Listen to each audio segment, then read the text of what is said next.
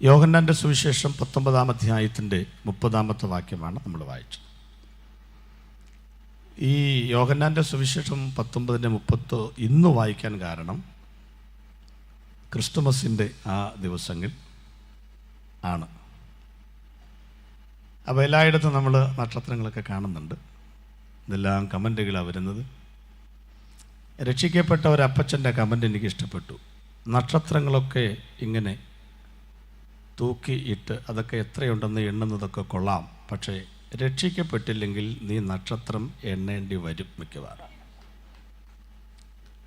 അപ്പോൾ ഇന്ന് രാത്രിയിൽ ഈ ക്രിസ്തുമസുമായിട്ടൊരു ബന്ധമുള്ള ദിവസങ്ങളായതുകൊണ്ട് ഞാൻ യേശുക്രിസ്തുവിൻ്റെ ജനനം എന്ന വിഷയമാണ് പ്രസംഗിക്കേണ്ടത്. പക്ഷേ യേശു വന്നത് എന്തിനാണെന്ന് വ്യക്തമായിട്ടറിയാവുന്നതുകൊണ്ട് അവൻ്റെ മരണമാണ് പ്രസംഗിക്കുന്നത്. മത്തായി, മർക്കോസ്, ലൂക്കോസ് 3 സുവിശേഷങ്ങളെക്കാൾ യേശുക്രിസ്തുവിൻ്റെ ദൈവത്വം വളരെ മനോഹരമായി അവതരിപ്പിച്ചിരിക്കുന്ന സുവിശേഷമാണല്ലോ യോഹന്നാൻ്റെ സുവിശേഷം. അനുഗ്രഹിക്കപ്പെട്ട ഒത്തിരി ആത്മീകരായ പ്രഭാഷകരെ ക്രൂശിൽ ബന്ധിച്ചത് യോഹന്നാൻ്റെ സുവിശേഷമാണ്. ഞാൻ ഈ സുവിശേഷത്തിൽ നിന്ന് 4-5 പ്രഭാഷണങ്ങൾ നടത്താറുണ്ട്.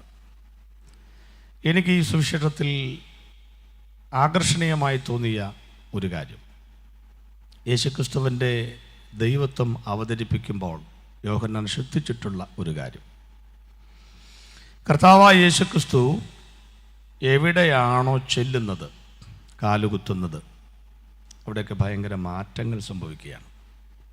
1-ാം അധ്യായം, സ്ത്രീകളിൽ നിന്ന് ജനിച്ചവരിൽ യോഹന്നാനേക്കാൾ വലിയവൻ ആരുമില്ല എന്ന് പറഞ്ഞ് വളരെ പ്രാഗൽഭ്യത്തോടെ നിൽക്കുന്ന യോഹന്നാൻ്റെ അടുക്കൽ യേശു ചെല്ലുന്ന രംഗമാണ് 1-ാം അധ്യായം. യേശു ചെന്നപ്പോൾ സംഭവിച്ചു നിങ്ങൾക്കറിയാമല്ലോ. യോഹന്നാൻ ഏറ്റവും ചെറുതായി എന്ന് പറഞ്ഞാൽ ആ പൊസിഷൻ കീഴ്മേൽ മറിയുകയാണ്. നീ വളരണം, ഞാൻ കുറയണം. ഒരു സത്യമാണത്. നിങ്ങൾക്ക് എന്തെല്ലാം ഉയർച്ചകളും ഇരട്ട ചങ്ക് അവകാശം പറയാനുണ്ടെങ്കിലും യേശു വന്നാൽ നമ്മൾ ചെറുതാകും. ഒന്നുകൂടെ ഞങ്ങളുടെ ഭാഷയിൽ പറഞ്ഞാൽ ചെറുതായേ പറ്റൂ. അങ്ങനെ ചെറുതായവരാണ് ഞങ്ങളെല്ലാം. 2-ാം അധ്യായം, ഒരു കല്യാണ വീട്ടിലൊക്കെ ഒരു വിഞ്ഞ് തീർന്നാൽ അപമാന ഭാരത്താൽ വിങ്ങി പൊട്ടും. ഇത് നാണക്കേടായിരിക്കും. പക്ഷേ ആ വീട്ടിൽ യേശു കാലുകുത്തി ക്ഷണിച്ചിട്ട ആ വീടിൻ്റെ അപമാനം മാറി ആ വീട് അഭിമാനത്തിൻ്റെ വേദിയായി മാറി. ഒരു മാറ്റം. 3-ാം അധ്യായം, സ്വർഗരാജ്യത്തിൽ പരിമിതമായ സീറ്റുകളെ ഉള്ളുവെങ്കിലും എനിക്ക് അവിടെ ഒരു സീറ്റ് ഉണ്ടാവും എന്ന് വിചാരിച്ച് നടന്നൊരു മനുഷ്യൻ, ഒരു പ്രമാണിയാണ്. അവൻ്റെ മുഖത്ത് നോക്കി അപ്പീലിന് ഇടയില്ലാത്ത വിധം ആധികാരികമായി യേശു പറഞ്ഞു, അത് തരിശായി കിടന്നാലും നീ വെള്ളത്താലും ആത്മാവിനാലും വീണ്ടും ജനിച്ചില്ലെങ്കിൽ എൻ്റെ രാജ്യത്തിൽ കാലുകുത്തുകയില്ല എന്ന് ആധികാരികമായി പറഞ്ഞു. അവൻ്റെ തെറ്റിദ്ധാരണ മാറ്റി. 4-ാം അധ്യായം, ഒറ്റയാളും സ്വർഗരാജ്യത്തിൽ കയറാതിരുന്നാലും കണ്ടവരെ എല്ലാം വിളിച്ചോണ്ട് യേശു വന്നാലും ഞാൻ അവൻ്റെ കണ്ണിൽ പെടില്ല എന്ന് വിചാരിച്ച് നടന്ന ചരിത്രത്തിലെ ഫോർട്ടീന എന്ന ശമരിയ സ്ത്രീ സ്വർഗരാജ്യത്തിൻ്റെ കമനീയമായ കവാടം അവളുടെ മുൻപാകെ മലർക്കെ തുറന്നുകൊണ്ട്, ഞാൻ നീതിമാന്മാരെ അല്ല പാപികളെ അന്വേഷിച്ചാണ് വന്നത് എന്ന് പ്രഖ്യാപിക്കുമാറ് അവളുടെ അഡ്രസ് യേശു മാറ്റി. 5-ാം അധ്യായം, ഇനി ഈ രോഗം മാറുകയില്ലെന്ന് വൈദ്യശാസ്ത്രം പണ്ടേ പറഞ്ഞു. അവൻ്റെ മനസ്സും ആവർത്തിച്ചു പറഞ്ഞു. 38 വർഷത്തിൻ്റെ കുളക്കടവിൽ പടികെട്ടിക്കിടക്കുന്ന ഈ മനുഷ്യൻ്റെ അടുക്കലേക്ക് യേശു വന്നു. ആയുർവേദമില്ല, യുനാനിയില്ല, അക്യുപങ്ക്ചറില്ല, പ്രാണിക് ഹീലിംഗ് ഇല്ല, ഹോമിയോ ഇല്ല, ഒരു കിഴിയുമില്ല. ഒരു വാചകം മാത്രം, മനസ്സുണ്ടോ നിനക്ക് സൗഖ്യമാകാൻ. 38ൻ്റെ കെട്ട് പൊട്ടിച്ച് അവൻ്റെ രോഗത്തെ കർത്താവ് സൗഖ്യമാക്കി. ഇങ്ങനെ 21 അധ്യായങ്ങളും പഠിക്കുമ്പോൾ എനിക്കൊരു കാര്യം മനസ്സിലായി. എൻ്റെ യേശു എവിടെ കാലുകുത്തുന്നോ അവിടെ മാറ്റങ്ങൾ സംഭവിച്ചിരിക്കും. 2000 വർഷങ്ങൾക്ക് മുൻപ് യേശുക്രിസ്തു പാലസ്തീനിൽ കാലുകുത്തി എന്നുള്ള കാര്യമാണ് നമ്മൾ പറയുന്നത്. മരിച്ചൊരു യേശുവിനെയല്ല ഞങ്ങൾ പ്രസംഗിക്കുന്ന, മരിച്ചിട്ട് ഉയർത്തുന്ന ജീവിക്കുന്ന യേശുവിനെയാണ്. അന്ന് അവിടങ്ങളിൽ കാലുകുത്തിയ അതേ യേശു കർത്താവ് ഇന്ന് രാത്രി ഈ കൺവെൻഷൻ ഗ്രൗണ്ടിൽ കാലുകുത്തിയിട്ടുണ്ട്. ബാക്കി ഞാൻ പറയേണ്ടതിന് പകരമാണ് മനസ്സിലായവർ കരമടിച്ചത്. അന്ന് കാലുകുത്തിയപ്പോൾ മാറ്റം സംഭവിച്ചെങ്കിൽ ഇന്ന് രാത്രി യേശു ഇവിടെ കാലുകുത്തിയിട്ടുണ്ട്.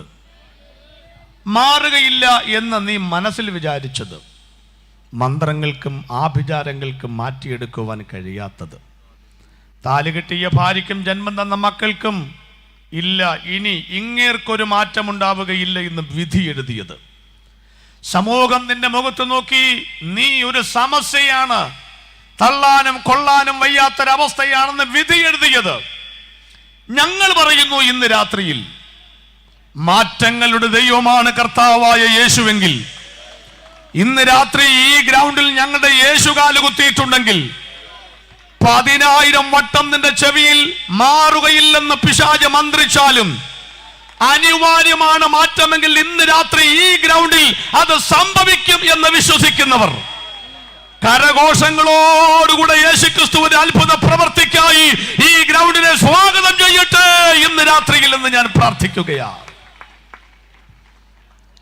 യോഹന്നാന്റെ സുവിശേഷത്തിൽ മാത്രം കാണുന്ന ഒരു പദപ്രയോഗമാണ് ടെറ്റലസ്റ്റായി, നിവൃത്തിയായി. വേറൊരു സുവിശേഷത്തിലുമില്ല. അവിടെ എല്ലാം പറഞ്ഞിരിക്കുന്നത് നിലവിളിച്ചുകൊണ്ട് പ്രാണനെ വിട്ടെന്ന്. ഇവിടെയാണ് നിവൃത്തിയായി, ഉറക്കെ നിലവിളിച്ചു. ഒന്നാമത്തെ കാര്യം, ഈ അനുഗ്രഹിക്കപ്പെട്ട പ്രഭാഷകർ പണ്ട് പറഞ്ഞ കാര്യങ്ങളൊക്കെ ഞാൻ ഓർത്തു പോവുകയാണ് ഈ സമയത്ത്. അവർ പറയുന്നത്, എന്തുകൊണ്ടാണ് ഒരാൾ മാത്രം നിവൃത്തിയായി എന്ന് പറഞ്ഞുകൊണ്ടാണ് യേശു പ്രാണനെ വിട്ടത് എന്നും മറ്റു 3 പേർ നിലവിളിച്ചുകൊണ്ട് ഏലി ഏലി ലമ്മ ശബക്താനി എന്ന് ഉറക്കെ നിലവിളിച്ചുകൊണ്ട് പ്രാണനെ വിട്ടു എന്നും പറഞ്ഞു. എന്തുകൊണ്ട്? ഉത്തരം എൻ്റെ ആശയമൊന്നുമല്ല, പ്രഭാഷകരുടെ ആശയം. ഉറക്കെ നിലവിളിച്ചുകൊണ്ട് പ്രാണനെ വിട്ടു എന്ന് പറഞ്ഞ 3 പേരും ക്രൂശിന്റെ ചുവട്ടിലുണ്ടായിരുന്നോ എന്ന് വ്യക്തമല്ല. ഉണ്ടാകാതിരിക്കും. പക്ഷെ നിവൃത്തിയായി എന്ന് പറഞ്ഞ യോഹന്നാൻ അവിടെ ഉണ്ടായിരുന്നു. അതിനർത്ഥം യേശുക്രിസ്തു പറഞ്ഞു നിവൃത്തിയായി. അത് ദൂരെ നിന്ന് കേട്ടവർക്ക് ഒരു നിലവിളിയായി തോന്നി, ചുവട്ടിൽ നിന്നവന് ഒരു നിവൃത്തിയായി തോന്നി. ഞങ്ങളുടെയൊക്കെ ഈ സുവിശേഷ പ്രസംഗത്തിൻ്റെ പ്രശ്നം, ഈ ദൂരേന്ന് കേൾക്കുമ്പം ഒരു ബഹളമാണ്. പ്രത്യേകിച്ച് ഞങ്ങളുടെ പാട്ടൊക്കെ തീർന്നിട്ട് പിന്നെ ഞങ്ങൾ കുറച്ച് നേരം ഇങ്ങനെ അന്യഭാഷയൊക്കെ പറഞ്ഞിങ്ങനെ ആരാധിക്കും. അന്നേരമാണ് നാട്ടുകാർ പറഞ്ഞത് എന്നാ മുടിഞ്ഞ ബഹളമാണിത്. ശരിയാണ്. പിന്നെ നമുക്കിത് മനസ്സിലാകാത്ത നമ്മളിതിൻ്റെ അകത്ത് കിടന്നുകൊണ്ട് പറയുന്നുണ്ട്. ആ സമയത്ത് നിങ്ങളൊരു 1/2 കിലോമീറ്റർ ദൂരെ പോയി നോക്കിയാൽ നമ്മൾ അവരുടെ കൂടെ കൂടും. ഇത് ഭയങ്കര ബഹളമാണ്. അപ്പൊ ദൂരെ നിന്ന് നോക്കുന്ന ഏവർക്കും ഇതൊരു ബഹളമാണ്. പക്ഷേ കുരിശിൻ്റെ ചുവട്ടിൽ വരുന്നവർക്ക്, ഈ ഗ്രൗണ്ടിൻ്റെ അകത്തോട്ട് കയറുന്നവർക്ക്, ഒന്ന് ശ്രദ്ധിച്ചിരുന്നവർക്ക് ഇതൊരു ബഹളമല്ല, ഇതൊരു അനുഭവമായിട്ട് മാറുകയാണ്. ഒത്തിരി ആളുകൾ എന്നോട് ചോദിക്കാറുണ്ട്, എന്തിനാ എങ്ങനെ കീറുന്നേ? ശരി, പതുക്കെ പറഞ്ഞാലും കേൾക്കൂലേ? ഞാൻ ഇടയ്ക്കിടയ്ക്ക് പതുക്കെ പറയും, ഇടയ്ക്കിടയ്ക്ക് ഉറക്കെ പറയും. അങ്ങനെയൊക്കെ ഒരു ശൈലി എനിക്കുണ്ട്. സത്യമാണ്. സത്യം പറഞ്ഞാൽ ഉറക്കെ പറയേണ്ട കാര്യമൊന്നുമില്ല. പതുക്കെ പറയാൻ ആ കയറി നിൽക്കുന്നേ. ഞങ്ങളിങ്ങനെ കയറി എന്നിട്ട് കർത്താവിൻ്റെ നാമത്തിന് മഹത്വം ഉണ്ടാകട്ടെ, അപ്പം മൈക്കിൾ സിറ്റാരെ ഇച്ചിരി കൂട്ടി വെക്കും. കുറച്ച് കഴിയുമ്പോഴത്തേക്കും വലിയ വായി പറയും, അന്നേരം കുറച്ച് വെക്കും. ഇവിടെ അതൊന്നുമില്ല. ഈ അടുത്ത കാലത്ത് സംസാരിച്ച സൗണ്ട് സിസ്റ്റത്തിൽ വളരെ നല്ല സൗണ്ട് സിസ്റ്റമാണ്. അതുകൊണ്ട് ഇവിടെ കൂട്ടിലും കുറയ്ക്കൊന്നുമില്ല. പുള്ളി എല്ലാം സെറ്റ് ചെയ്തിട്ട് ചിലപ്പോൾ വീട്ടിൽ പോയി കാണും. എന്തായാലും എല്ലാം റെഡി ആയിട്ടോട്ട് ഇരിക്കുകയാണ്. അവിടെ ഉണ്ട്, എന്നാലും അനങ്ങാതിരിക്കുക. സ്വത്രം. അപ്പോൾ സത്യം പറഞ്ഞ് ഞങ്ങൾക്ക് ഇത്രയും നല്ല മൈക്കിൽ കൂടെ ഉറക്കെ പറയാനുള്ള ആഗ്രഹമൊന്നും ഇല്ല. സത്യം പറഞ്ഞ പിന്നെ അങ്ങനെ ആയി പോവുകയാണ്. അതിൻ്റെ കാരണം എന്താണെന്നും കൂടെ പറയാം. സഖാവ് EMS നമ്പൂതിരിപ്പാട് ഒരിക്കൽ ഒരു കാൽനട പ്രചരണ ജാഥയ്ക്ക് പ്രസംഗിക്കുവാൻ കാറിൽ യാത്ര ചെയ്യുമ്പോൾ ബ്ലോക്കിൽ പെട്ടു. കാറിങ്ങനെ നിരങ്ങുക. അപ്പോൾ ഒരു വഴിയരിയിൽ ഒരു ഒരു ഒരു ചെറിയൊരു ഉപദേശി എന്ന് പറഞ്ഞാൽ നമ്മുടെ ഇനാമലിസ് കൊതുകിൻ്റെ വണ്ണമുള്ള തീരെ മെലിഞ്ഞിട്ടൊരു ഉപദേശി നിന്ന് ഭയങ്കര ശബ്ദത്തിൽ യേശുവിനെ പ്രസംഗിക്കുന്നു. അദ്ദേഹത്തിൻ്റെ രസം ഗ്ലാസ് താഴ്ത്തിയിട്ട് ഇങ്ങനെ കുറച്ചു നേരം ശ്രദ്ധിച്ചു. വണ്ടി ഇങ്ങനെ നിരങ്ങി നീങ്ങുക കണ്ട. അപ്പം അദ്ദേഹം നോക്കിക്കഴിഞ്ഞപ്പോൾ ഭയങ്കര അത്ഭുതമായിട്ട് തോന്നി. അങ്ങേരാണെങ്കിൽ ഈ ഗ്ലാസ് തുറന്ന് ഒരാൾ ശ്രദ്ധിക്കുന്നത് കണ്ടപ്പോൾ ഉള്ള ഒച്ച മുഴുവൻ എടുത്ത് നമ്പൂതിരിപ്പാടിനോട് സൂചിച്ചു. നമ്മുടെ യോഗ ആരും കേൾക്കാൻ നിൽക്കാറില്ലല്ലോ. ഞാനും അങ്ങനെ പരസ്യോത്തിനൊക്കെ പ്രസംഗിക്കും, മൈക്കൊന്നുമില്ല. ഇങ്ങനെ പോസ്റ്റയിലൊക്കെ ഇരിക്കുന്ന ആളോട് പ്രസംഗിച്ചുകൊണ്ടിരിക്കുമ്പോൾ ഒരു ബസ് വന്ന് നിൽക്കും. ഒരു മിനിറ്റൊക്കെ ചിലപ്പോൾ കാണും. അവരോട് പറയാൻ എൻ്റെ കയ്യിൽ പ്രത്യേക സാധനങ്ങളുണ്ട്. ഈ 1 മിനിറ്റ് സുവിശേഷം അത് പറഞ്ഞുകൊണ്ടിരിക്കും. വണ്ടി പോകുമ്പം ബാക്കിയുള്ളത് അപ്പുറത്തോട്ടുള്ള പറയും. അങ്ങനെയൊക്കെ ഞങ്ങൾ ഈ വേദിയിലേക്കൊക്കെ കയറി വന്നത്. അദ്ദേഹം ശക്തമായി പറഞ്ഞു. സഖാവിന് ഇഷ്ടപ്പെട്ടു. അടുത്ത മാസത്തെ ചിന്ത എന്ന വാരികയിൽ അദ്ദേഹത്തിൻ്റെ വക ഒരു കുറിപ്പ്. ക്രിസ്തു എന്നത് സത്യമത്രേ സങ്കല്പമത്രേ എന്ന് തിട്ടമായി പറയുവാൻ എനിക്ക് സാധിക്കില്ല. പക്ഷേ ഒരു കാര്യത്തിൽ ഞാൻ ആശ്ചര്യപ്പെടുന്നു, സമ്മതിക്കേണ്ടി വരുന്നു. ഞങ്ങൾക്കൊക്കെ 4 അക്ഷരം വാ തുറന്ന് പറയണമെങ്കിൽ കാൽനട പ്രചരണ ജാഥ കവലയിൽ അവസാനിക്കണം. ഇൻക്വിലാബ് സിന്ദാബാദിന്റെ വിളികൾ ദിഗന്ധങ്ങൾ ഭേദിക്കുമാറ് അന്തരീക്ഷത്തിൽ മുഴങ്ങണം. ഞങ്ങൾ സ്റ്റേജിലേക്ക് ചെന്നിരിക്കുമ്പോൾ ഹാരാർപ്പണത്തിന് വേണ്ടി പഞ്ചായത്ത് മെമ്പർ മുതൽ ഉന്നത സ്ഥാനീയർ വരെ ക്യൂ ആയിട്ട് വരണം. ഞങ്ങൾ എഴുന്നേൽക്കുമ്പോഴേക്കും സ്റ്റേജിന് മുമ്പിൽ കിടന്ന് ഞങ്ങളുടെ പേര് പറഞ്ഞ ആളുകൾ ഇങ്ങനെ സിന്ദാബാദ് വിളിക്കണം. നേരം ഞങ്ങൾ അവിടെ പറയും അടങ്ങ് അടങ്ങ് എന്ന് പറഞ്ഞിട്ടാണ് ആവേശകരമായി തിളയ്ക്കുന്ന രക്തത്തിൽ നിന്നും ആശയങ്ങൾ, അദ്ദേഹത്തിൻ്റെ വാക്ക് പറഞ്ഞാൽ അല്പം വിക്കുള്ള എനിക്ക് പോലും അനർഗളമായി സംസാരിക്കുവാൻ കിട്ടുന്ന ആവേശം, ഊർജം, ഈ അണപൊട്ടുന്ന ജനങ്ങളുടെ അണികളുടെ ആവേശം. എന്നിട്ട് അദ്ദേഹം പറയുക, അവരില്ലെങ്കിൽ ഞങ്ങൾക്കിതൊന്നും പറയാൻ പറ്റില്ല, എഴുതാനേ പറ്റൂ. ഒരാൾ പോലും കേൾക്കാനില്ലാതിരുന്നിട്ടും കേൾക്കുന്നവൻ പരിഹസിച്ചുകൊണ്ട് പോകുന്നു എന്നറിഞ്ഞിട്ടും അയാൾ പറയുന്ന ബൈബിൾ വാക്യം വായിച്ചു കൊടുക്കാനോ ഒന്നും ആളില്ലാതിരുന്നിട്ടും ഒരു കവലയിൽ ഇത്ര പരസ്യമായി, ഇത്ര ചങ്കൂറ്റത്തോടെ, ഇത്ര ശക്തമായി പറയണമെങ്കിൽ ഇയാൾ പറയുന്ന ക്രിസ്തു കൊണ്ടൊന്നും എനിക്കറിയില്ല, പക്ഷേ പറയുന്നവന്റെ ഉള്ളിൽ ഊറി ഉറച്ച ഒരു സത്യമില്ലെങ്കിൽ ഇത്ര തന്റെ ഇടം അവർക്ക് പറയാൻ കിട്ടത്തില്ലെന്നാണ് പറഞ്ഞത്.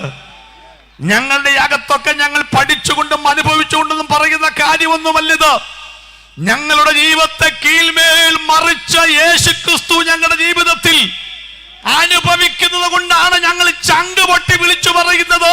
ഇതൊരു സത്യമായതുകൊണ്ടാണ് ശബ്ദം ഉറക്കെയായി പോകുന്നത് എന്നാണ് ഈ പറഞ്ഞത്. 2, ഒരാത്മഭാരം ഞങ്ങൾക്കുണ്ട്.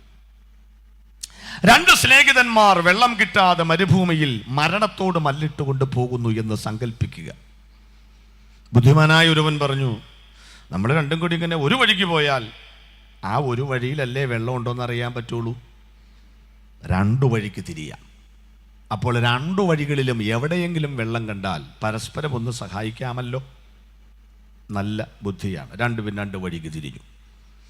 അങ്ങനെ ഒരാൾ അല്പദൂരം നടന്നു പോയപ്പോഴേക്കും സഹോദരൻ കണ്ണിൽ നിന്നും മറഞ്ഞു. പക്ഷേ ഒരു നീരുറവ കണ്ടു. ആ നീരുറവ കണ്ടാൽ എന്ത് ചെയ്യും? ചിന്തകൾ ചിന്തേറിടുവാൻ നമുക്ക് വിട്ടുതരുന്നു. 2 കാര്യങ്ങൾ ചെയ്യാം. 1, ഓടിച്ചെന്ന് തൻ്റെ ജീവൻ നിലനിർത്തുവാൻ അല്പം വെള്ളം കുടിക്കും. 2, മേഘായുടെ വാട്ടർ ടാങ്ക് പോലെ ഇങ്ങനെ കുടിച്ചുകൊണ്ട് അവിടെ ഇരിക്കുകയല്ല. എൻ്റെ അസ്ഥിയിൽ നിന്ന് അസ്ഥി, എൻ്റെ പ്രിയപ്പെട്ട സഹോദരൻ ഇപ്പോൾ വെള്ളം കിട്ടാതെ മരണത്തിലേക്ക് പോകുന്നുണ്ടാവും. കിട്ടാവുന്ന ശബ്ദത്തിൽ, റേഞ്ച് ഉണ്ടോ എന്ന് നോക്കിയൊന്നും നിൽക്കത്തൊന്നുമില്ല, കിട്ടാവുന്ന ശബ്ദത്തിൽ വിളിച്ചു പറയും, ഞാനിവിടെ വെള്ളം കണ്ടെത്തിയിരിക്കുന്നു എന്ന്. ഇതാണ് സുവിശേഷ പ്രസംഗം ഉറക്കയാകാനുള്ള കാരണം. ഞങ്ങൾ കഴിഞ്ഞ കാലങ്ങളിൽ കുഴിച്ചു ഒത്തിരി കിണറുകൾ. ആഴെ കുഴിച്ചു എന്നപ്പോൾ മനസ്സിലായി പൊട്ടക്കിണറുകളായിരുന്നു പലതും. കയ്യിൽ ഉണ്ടായിരുന്ന നാണയത്തിൻ്റെ തുട്ടുകൾ, കണ്ട കളിമൺ ദൈവങ്ങൾക്ക് മുൻപിൽ എല്ലാം ഞങ്ങൾ വലിച്ചെറിഞ്ഞിട്ടും തകരാറായ ഹൃദയത്തെ ഒന്ന് ചിരിക്കുകയോ ഒന്ന് നോക്കുകയോ ചെയ്യാത്ത ഈ ആളുകളുടെ നടുവിൽ നിന്ന് വർഷങ്ങൾക്ക് മുൻപ് ഞങ്ങൾ ഒരു നിത്യജീവന്റെ നീരുറവ കണ്ടെത്തി. ആ നീരുറവയിൽ നിന്ന് 36 വർഷമായി ഞാൻ ഞങ്ങൾ കുടിച്ചുകൊണ്ടിരിക്കുന്നതുകൊണ്ട് ഇന്ന് രാത്രി ഞങ്ങൾ കടമ്പനാട് ദേശത്തോട് പറയുന്നു, ഞങ്ങളൊരു നിത്യജീവന്റെ ഉറവ കണ്ടെത്തിയിരിക്കുന്നു. വരിക, ദാഹിക്കുന്നവൻ വരട്ടെ, ഇച്ഛിക്കുന്നവൻ ജീവജലം സൗജന്യമായി കുടിക്കട്ടെ. അതാണ് സുവിശേഷ പ്രസംഗം ഉറക്കെയാകാൻ കാരണം. ഒരു കാര്യവും കൂടെ, യേശുക്രിസ്തു ഇത് പറയുന്നത് നേരെ താഴെ നിൽക്കുന്ന 5-6 പേരോടല്ല. യേശുക്രിസ്തു ആരുടെ ദൈവമാണെന്നറിയാമോ? കനോട്ടിക് പാസേജ് എന്ന് വേദശാസ്ത്രം വിളിക്കുന്ന ഒരു വേദഭാഗമാണ് ഫിലിപ്പിയ ലേഖനം 2-ാം അധ്യായം 6 മുതൽ 11 വരെ.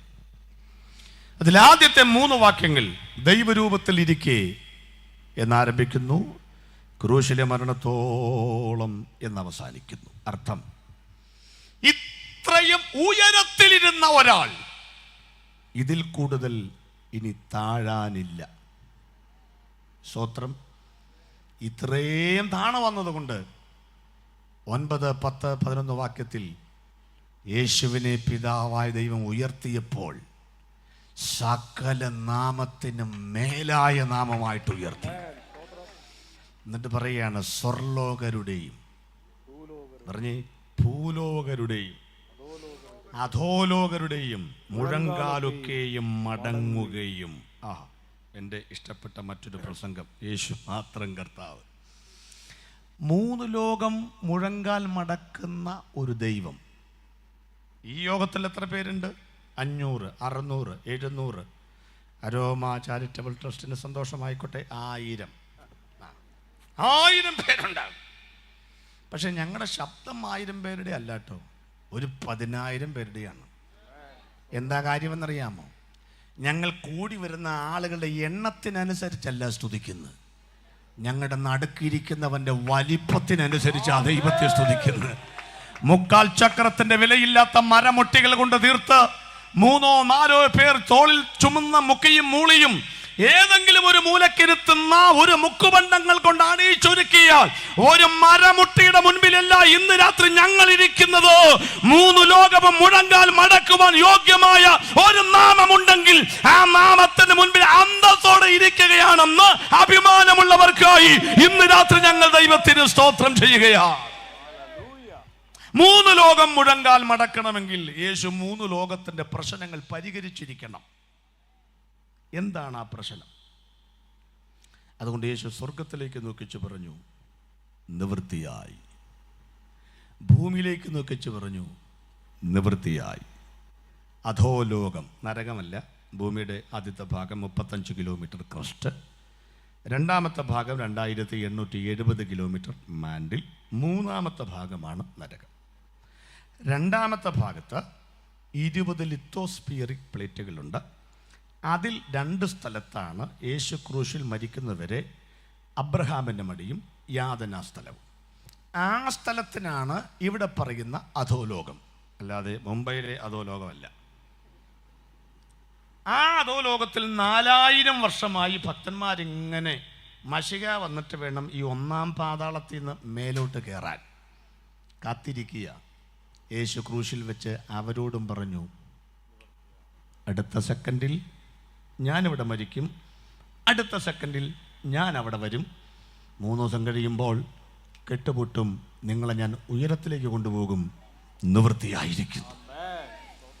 സ്വർലോകരോട് നിവൃത്തിയായി, ഭൂലോകരോട് നിവൃത്തിയായി, അധോലോകത്തോട് നിവൃത്തിയായി. യേശുവിൻ്റെ പ്രത്യക്ഷതകൾ 3. 1, 2000 വർഷം മുൻപ് യേശു ക്രിസ്തു ഈ ലോകത്തിൽ മനുഷ്യനായി പ്രത്യക്ഷനായി. 2, 33 വർഷം കഴിഞ്ഞപ്പോൾ കർത്താവ് സ്വർഗത്തിൽ പ്രത്യക്ഷനായി. 3, വീണ്ടും യേശു ക്രിസ്തു ഭൂമിയിൽ പ്രത്യക്ഷനാകും. ആദ്യത്തെ പ്രത്യക്ഷത കൊണ്ട് നടന്ന 3 കാര്യങ്ങൾ. യേശു 1-ാമത് ലോകത്തിൽ വന്നതുകൊണ്ട് പ്രവചനങ്ങൾ നിവൃത്തീകരിക്കപ്പെട്ടു. 2, മനുഷ്യവർഗത്തിൻ്റെ പാപങ്ങൾ സമ്പൂർണ്ണമായി പരിഹരിക്കപ്പെട്ടു. 3, ശത്രുവായ സാത്താൻ്റെ തലയെ അവൻ തകർത്തു. 2, യേശു സ്വർഗത്തിൽ പ്രത്യക്ഷനായി. അതൊരു പ്രത്യക്ഷതയാണോ എന്ന് ചോദിക്കുന്നവർക്ക് വാക്യം എബ്രായർ 9:24. ക്രിസ്തു വാസ്തവം ആയതിൻ്റെ പ്രതിബിംബമായി ഇപ്പോൾ കൈപ്പണിയായ മന്ദിരത്തിലേക്കല്ല, നമുക്ക് വേണ്ടി ദൈവസന്നിധിയിൽ അത്രേ പ്രത്യക്ഷൻ ആയത്. കർത്താവ് സ്വർഗത്തിൽ പ്രത്യക്ഷനായതുകൊണ്ട് നമുക്ക് കിട്ടിക്കൊണ്ടിരിക്കുന്ന 3 കാര്യങ്ങൾ: 1, പരിശുദ്ധാത്മാവിനെ അവൻ നൽകുന്നു; 2, വിശ്വസിക്കുന്നവർക്ക് മധ്യസ്ഥത ചെയ്യുന്നു; 3, ഒരു വീട് കർത്താവ് സ്വർഗത്തിൽ പണിതുകൊണ്ടിരിക്കുന്നു. 3, കർത്താവ് വീണ്ടും ലോകത്തിൽ വരും. അന്നേരം 3 കൂട്ടം കാര്യങ്ങൾ നടക്കും. 1, പ്രവചനങ്ങൾ നിവൃത്തീകരിക്കപ്പെടും. ഒന്നാമത് യേശു വന്നപ്പോൾ 300 പ്രവചനങ്ങൾ നിവൃത്തീകരിക്കപ്പെട്ടു. 625 പ്രവചനങ്ങൾ നിവൃത്തീകരിക്കുവാൻ യേശു വീണ്ടും ലോകത്തിലേക്ക് വരും. 2, യേശു വരുമ്പോൾ നമ്മുടെ ശരീരത്തിൻ്റെ വീണ്ടെടുപ്പ് നടക്കും.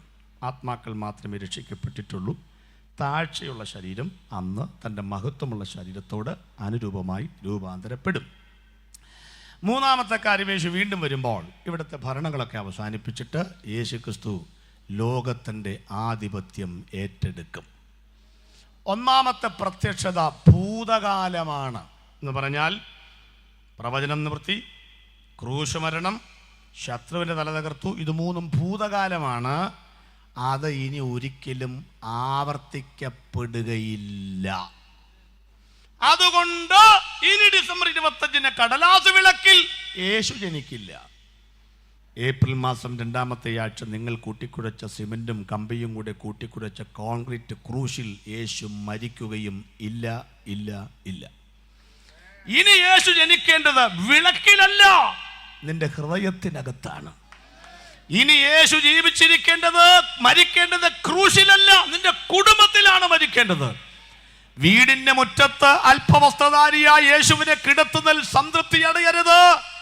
ഇന്ന് രാത്രിയിൽ ഉണ്ണിയേശുവല്ല, എന്തിനാ എപ്പോഴും ഉണ്ണിയേശു? ഇതുവരെ യേശു LKG പോലും പോയിട്ടില്ലേ?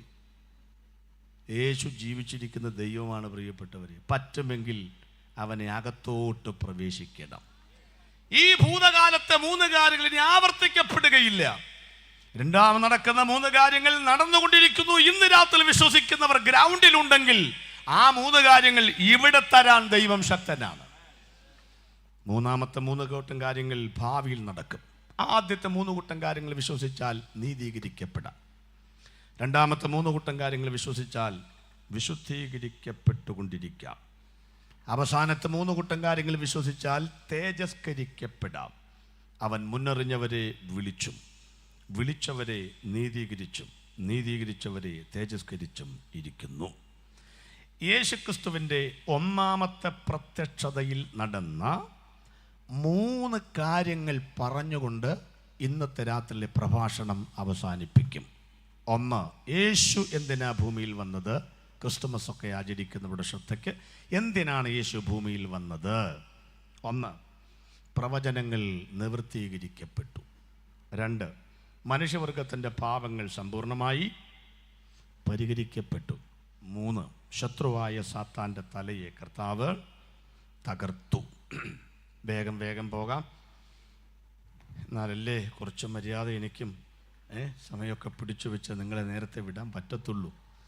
സ്തോത്രം. 1-ാമത്തെ, യേശു ലോകത്തിൽ വന്നുകൊണ്ട് സംഭവിച്ച 1-ാമത്തെ കാര്യം, പ്രവചനങ്ങൾ നിവൃത്തിയായി. അതാരോട് പറഞ്ഞതാ? യേശു സ്വർഗത്തിലേക്ക് നോക്കി പറഞ്ഞതാ. പിതാവേ, 4000 വർഷം കൊണ്ട് അവിടെ നിന്ന് ആരെയൊക്കെ ഇങ്ങോട്ട് അയച്ചു? 18 ന്യായാധിപന്മാർ, 41 രാജാക്കന്മാർ, കാലഘട്ടത്തിൻ്റെ യുഗപ്രഭാവ വീരന്മാരായ ഭക്ത ശിരോമണികൾ, മഹാപുരോഹിതന്മാർ, പ്രവാചകന്മാർ, എണ്ണം പറഞ്ഞ നിരവധി ആളുകൾ ഈ മണ്ണിലേക്ക് മാനവജാതിയുടെ പ്രശ്നങ്ങൾ പരിഹരിച്ച് നിത്യതയിൽ കൊണ്ടുപോകാൻ നമ്മൾ അയച്ചിട്ടും പരിഹാരമില്ലാതിരുന്ന ആ വിഷയത്തിന് 300-ലേറെ പ്രവചനങ്ങൾ നൽകിയിട്ടും നിവൃത്തിയാകാതിരുന്ന ആ വിഷയത്തിന്, 4000 വർഷം കൊണ്ട് നിവൃത്തിയാകാതിരുന്ന ആ വിഷയത്തിന് 3.5 വർഷം കൊണ്ട് ഞാൻ നിവൃത്തിയാക്കിയിരിക്കുന്നു എന്നാണ് യേശു പറഞ്ഞത്. വാക്യം എബ്രായർ 1:1. ദൈവം പണ്ട് ഭാഗമായിട്ടും വിവിധമായിട്ടും പ്രവാചകന്മാർ മുഖാന്തരം അരുളി ചെയ്തിട്ട് ഈ അന്ത്യകാലത്ത് പിതാക്കന്മാരോട് ഈ അന്ത്യകാലത്ത് പുത്രൻ മുഖാന്തരം നമ്മോട് അരുളി ചെയ്യുന്നു. അറിയാലോ വാക്യമല്ലേ? അറിയാം. ശ്രദ്ധിച്ചോളൂ. ദൈവം പണ്ട് ഭാഗം വായിച്ചോ. ദൈവം പണ്ട് ഭാഗം ഭാഗമായിട്ടും വിവിധമായിട്ടും പ്രവാചകന്മാർ മുഖാന്തരം പിതാക്കന്മാരോട് അരുളി ചെയ്തിട്ട് ഈ അന്ത്യകാലത്ത് പുത്രൻ മുഖാന്തരം നമ്മോട് അരുളി ചെയ്തിരിക്കുന്നു. എത്ര മനോഹരമായ വാക്യമാണ്. ദൈവം പണ്ട് ഭാഗം ഭാഗമായിട്ട് എന്ന് പറഞ്ഞാൽ പഴയമത്തിൽ ആരുണ്ടെന്ന്? കർത്താവുണ്ടെന്ന്. ഇന്നത്തെ കാലത്തൊക്കെ ഇത് വലിയ ബുദ്ധിമുട്ടുണ്ട്. ഇപ്പോഴത്തെ ആളുകൾക്ക് പഴയമം വേണ്ട, പഴയമത്തിൽ യേശുവില്ല, പഴയമം ആവശ്യമില്ല. ആയുധത്തിൻ്റെ പിടിയാണ് പഴയമം, മൂർച്ചയുള്ള ഭാഗമാണ് പുതിയമം. അവൻ്റെ പിടിയില്ലെങ്കിലും വെട്ടാം, കൈ വേദനിക്കുമെന്ന് അവൻ അറിയുന്നില്ല. എന്നാലും പറയുകയാണ് പഴയമം ആവശ്യമില്ല ചില ആളുകൾ, സങ്കീർത്തനം ആവശ്യമില്ല വേറെ ചില ആളുകൾ. ഞാൻ ചോദിക്കുന്നു, നീ തന്നെ ആവശ്യമുണ്ടോ ഞങ്ങൾക്ക്? നിന്നോട് ആരാ പറഞ്ഞ് നീ ഞങ്ങൾക്ക് ആവശ്യമുണ്ടെന്ന്? പാട്ടുപെട്ടി മടക്കി വീട്ടിൽ പോച്ച്. നിനക്കൊരു തോന്നലാണ് നീയൊക്കെയാണ് ഇവിടെ ആവശ്യമെന്ന്. ആര് പറഞ്ഞു നീ ഇവിടെ ആവശ്യമുണ്ടെന്ന്? സ്തോത്രം. ഇനി ബൈബിൾ പോലും ആവശ്യമില്ലെന്ന് പറയുന്നവരില്ലേ? സ്തോത്രം. എൻ്റെ മക്കളെ, അഡ്രസ്സ് യേശുവിൻ്റെ വായിക്കുമ്പോൾ Joy Parakkal, post box number 22, Puliyanam PO. കത്ത് വരില്ല, അങ്കമാലി വയ എന്നിങ്ങടെ ചേർക്കണം. സ്വർഗത്തിലേക്ക് പോകുന്നൊരു വഴിയുണ്ട്. ആ വഴി യേശുവാണെങ്കിൽ പഴയ നിയമം വഴിയാണത് വരുന്നത്.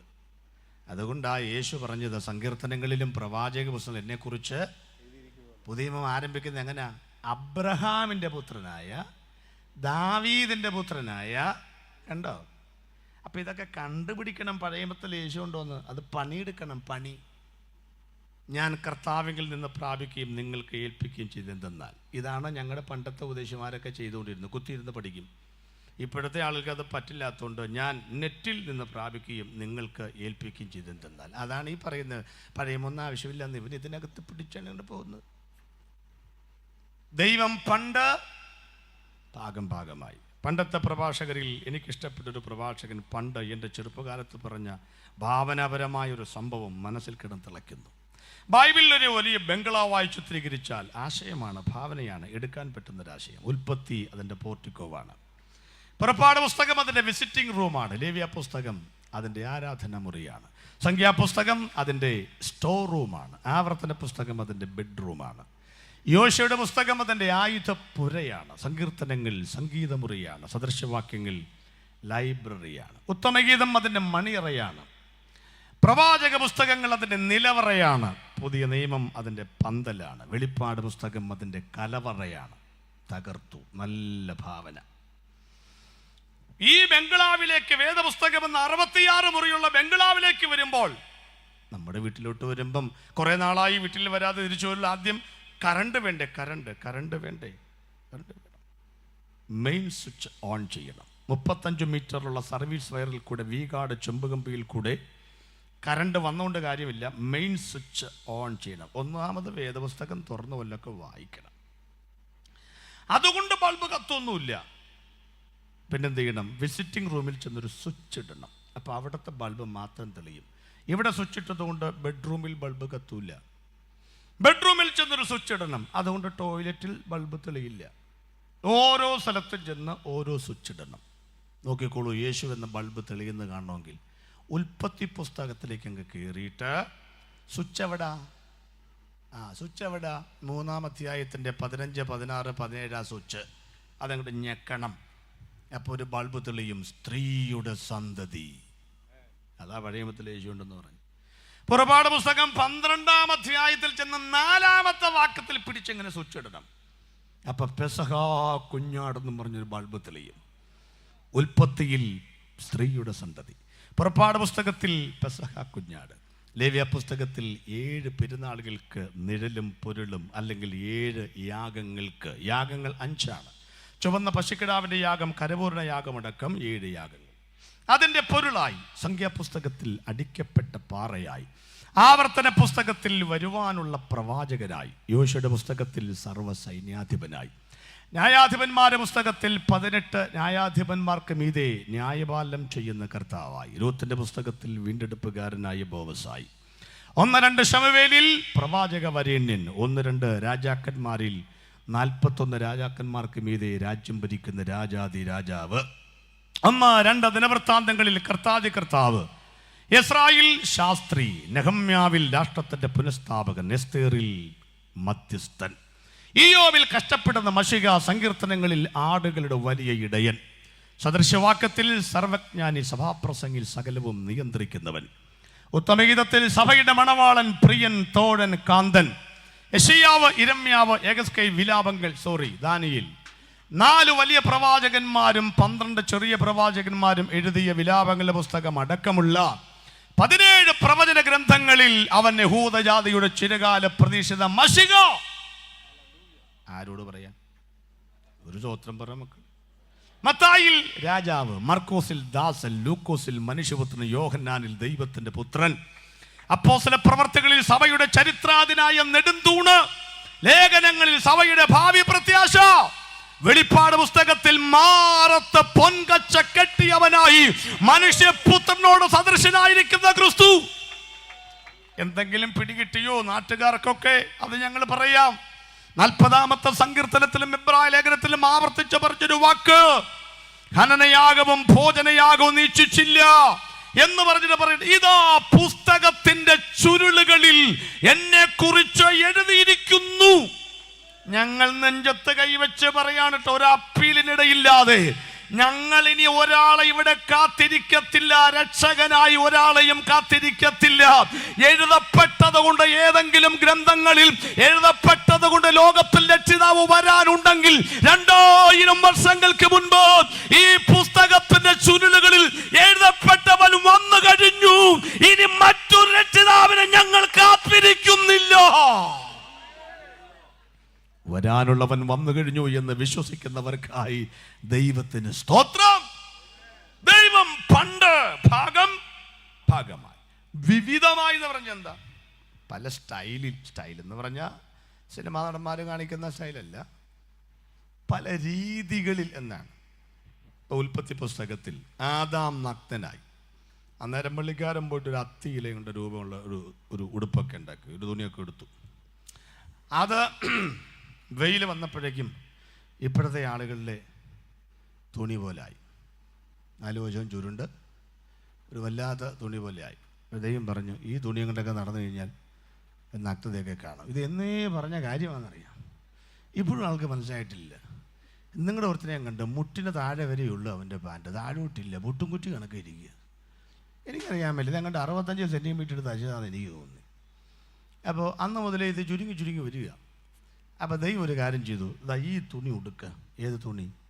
ഒരു മൃഗത്തിൻ്റെ തോൽ അവനെ ഉടുപ്പിച്ചു. അത് വെയിലൊന്നും വന്ന ചുരുങ്ങുകയില്ല കേട്ടോ. ആദാമിന് ഇന്ന് വരെ മനസ്സിലായിട്ടില്ല, തോൽ കിട്ടണമെങ്കിൽ മൃഗം ചാകണമല്ലോ. എവിടെയാ മൃഗം? 6019 വർഷമായി ആദാം ആ മൃഗത്തെ ഇതുവരെ കണ്ടിട്ടില്ല. മറഞ്ഞിരിക്കുന്ന രീതിയിലാണ് അന്ന് യേശു വെളിപ്പെട്ടത്. ഒരു യാഗമൃഗം അറുക്കപ്പെടാതെ തോലുണ്ടാകത്തില്ലല്ലോ.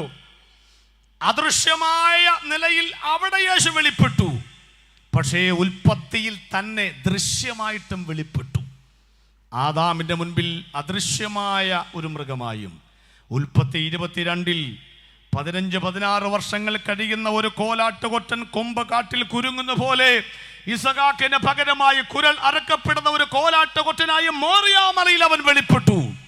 നോഹയുടെ കാലഘട്ടത്തിൽ അരരാത്തിൽ 8 പേരെ എത്തിക്കുന്ന പെട്ടകത്ത് രൂപത്തിൽ അവൻ വെളിപ്പെട്ടു വന്നു.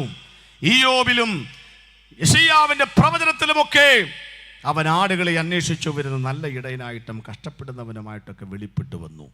എന്തിനേറെ വിരിച്ചിട്ടിരിക്കുന്ന തോലിൽ പെയ്തിറങ്ങുന്ന മഞ്ഞുമഴ പോലെ ഗിദെയോന്റെ കാലഘട്ടത്തിൽ. അർത്ഥം മനസ്സിലായില്ലോ? ദൈവം പണ്ട് ഭാഗമായി വിവിധമായ നിലകളിൽ പ്രത്യക്ഷപ്പെട്ടിട്ട് ഈ അന്ത്യകാലത്ത് അദൃശ്യമായ പ്രത്യക്ഷതകളൊക്കെ മാറ്റിവെച്ചിട്ട് ദൃശ്യമായൊരു പ്രത്യക്ഷതയും അവതരിപ്പിച്ചു. ഇന്നേക്ക് 2000 വർഷങ്ങൾക്ക് മുൻപ് യേശുക്രിസ്തു ഭൂമിയിൽ ജനിക്കുമ്പോൾ ദൈവം പറഞ്ഞു, ദൂതന്മാർ നിമിത്തം സർവ്വജനത്തിനും ഉണ്ടാകുവാനുള്ള ഒരു മഹാസന്തോഷം ഞാൻ നിങ്ങളോട് സുവിശേഷീകരിക്കുന്നു.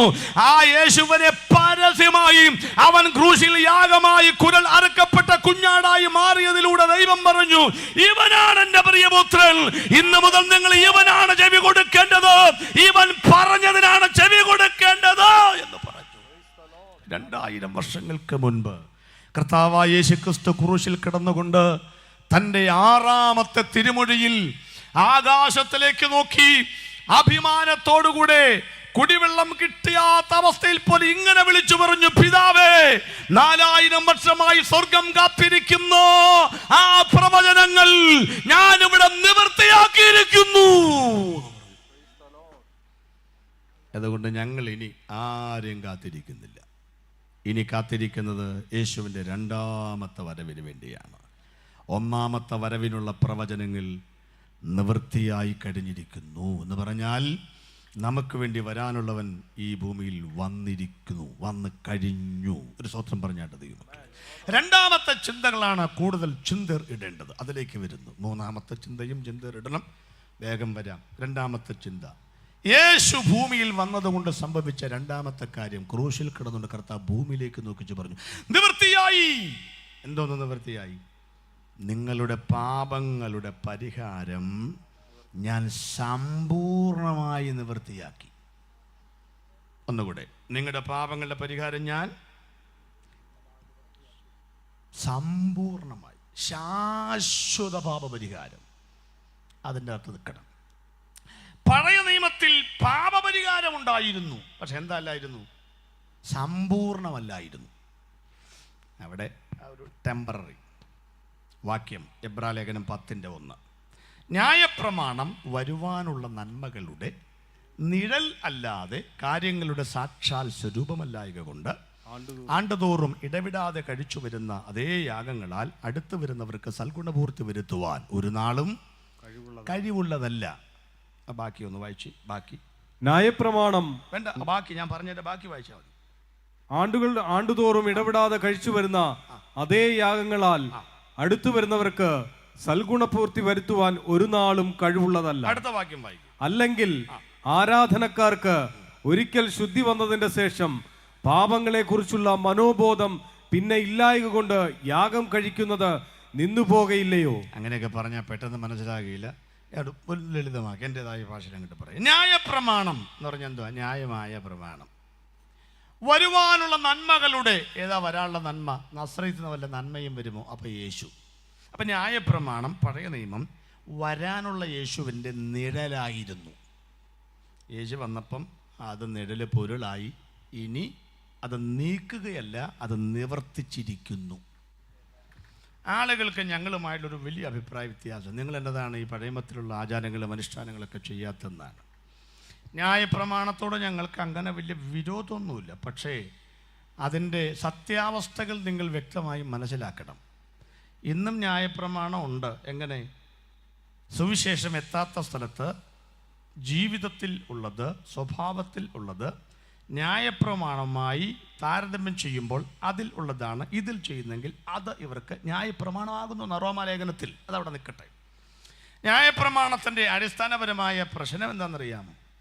ന്യായപ്രമാണം ഒന്നിൽ തെറ്റിയാൽ എല്ലാം തെറ്റും. പാമ്പും കൂണിയും കളിച്ചിട്ടില്ലേ പണ്ട്?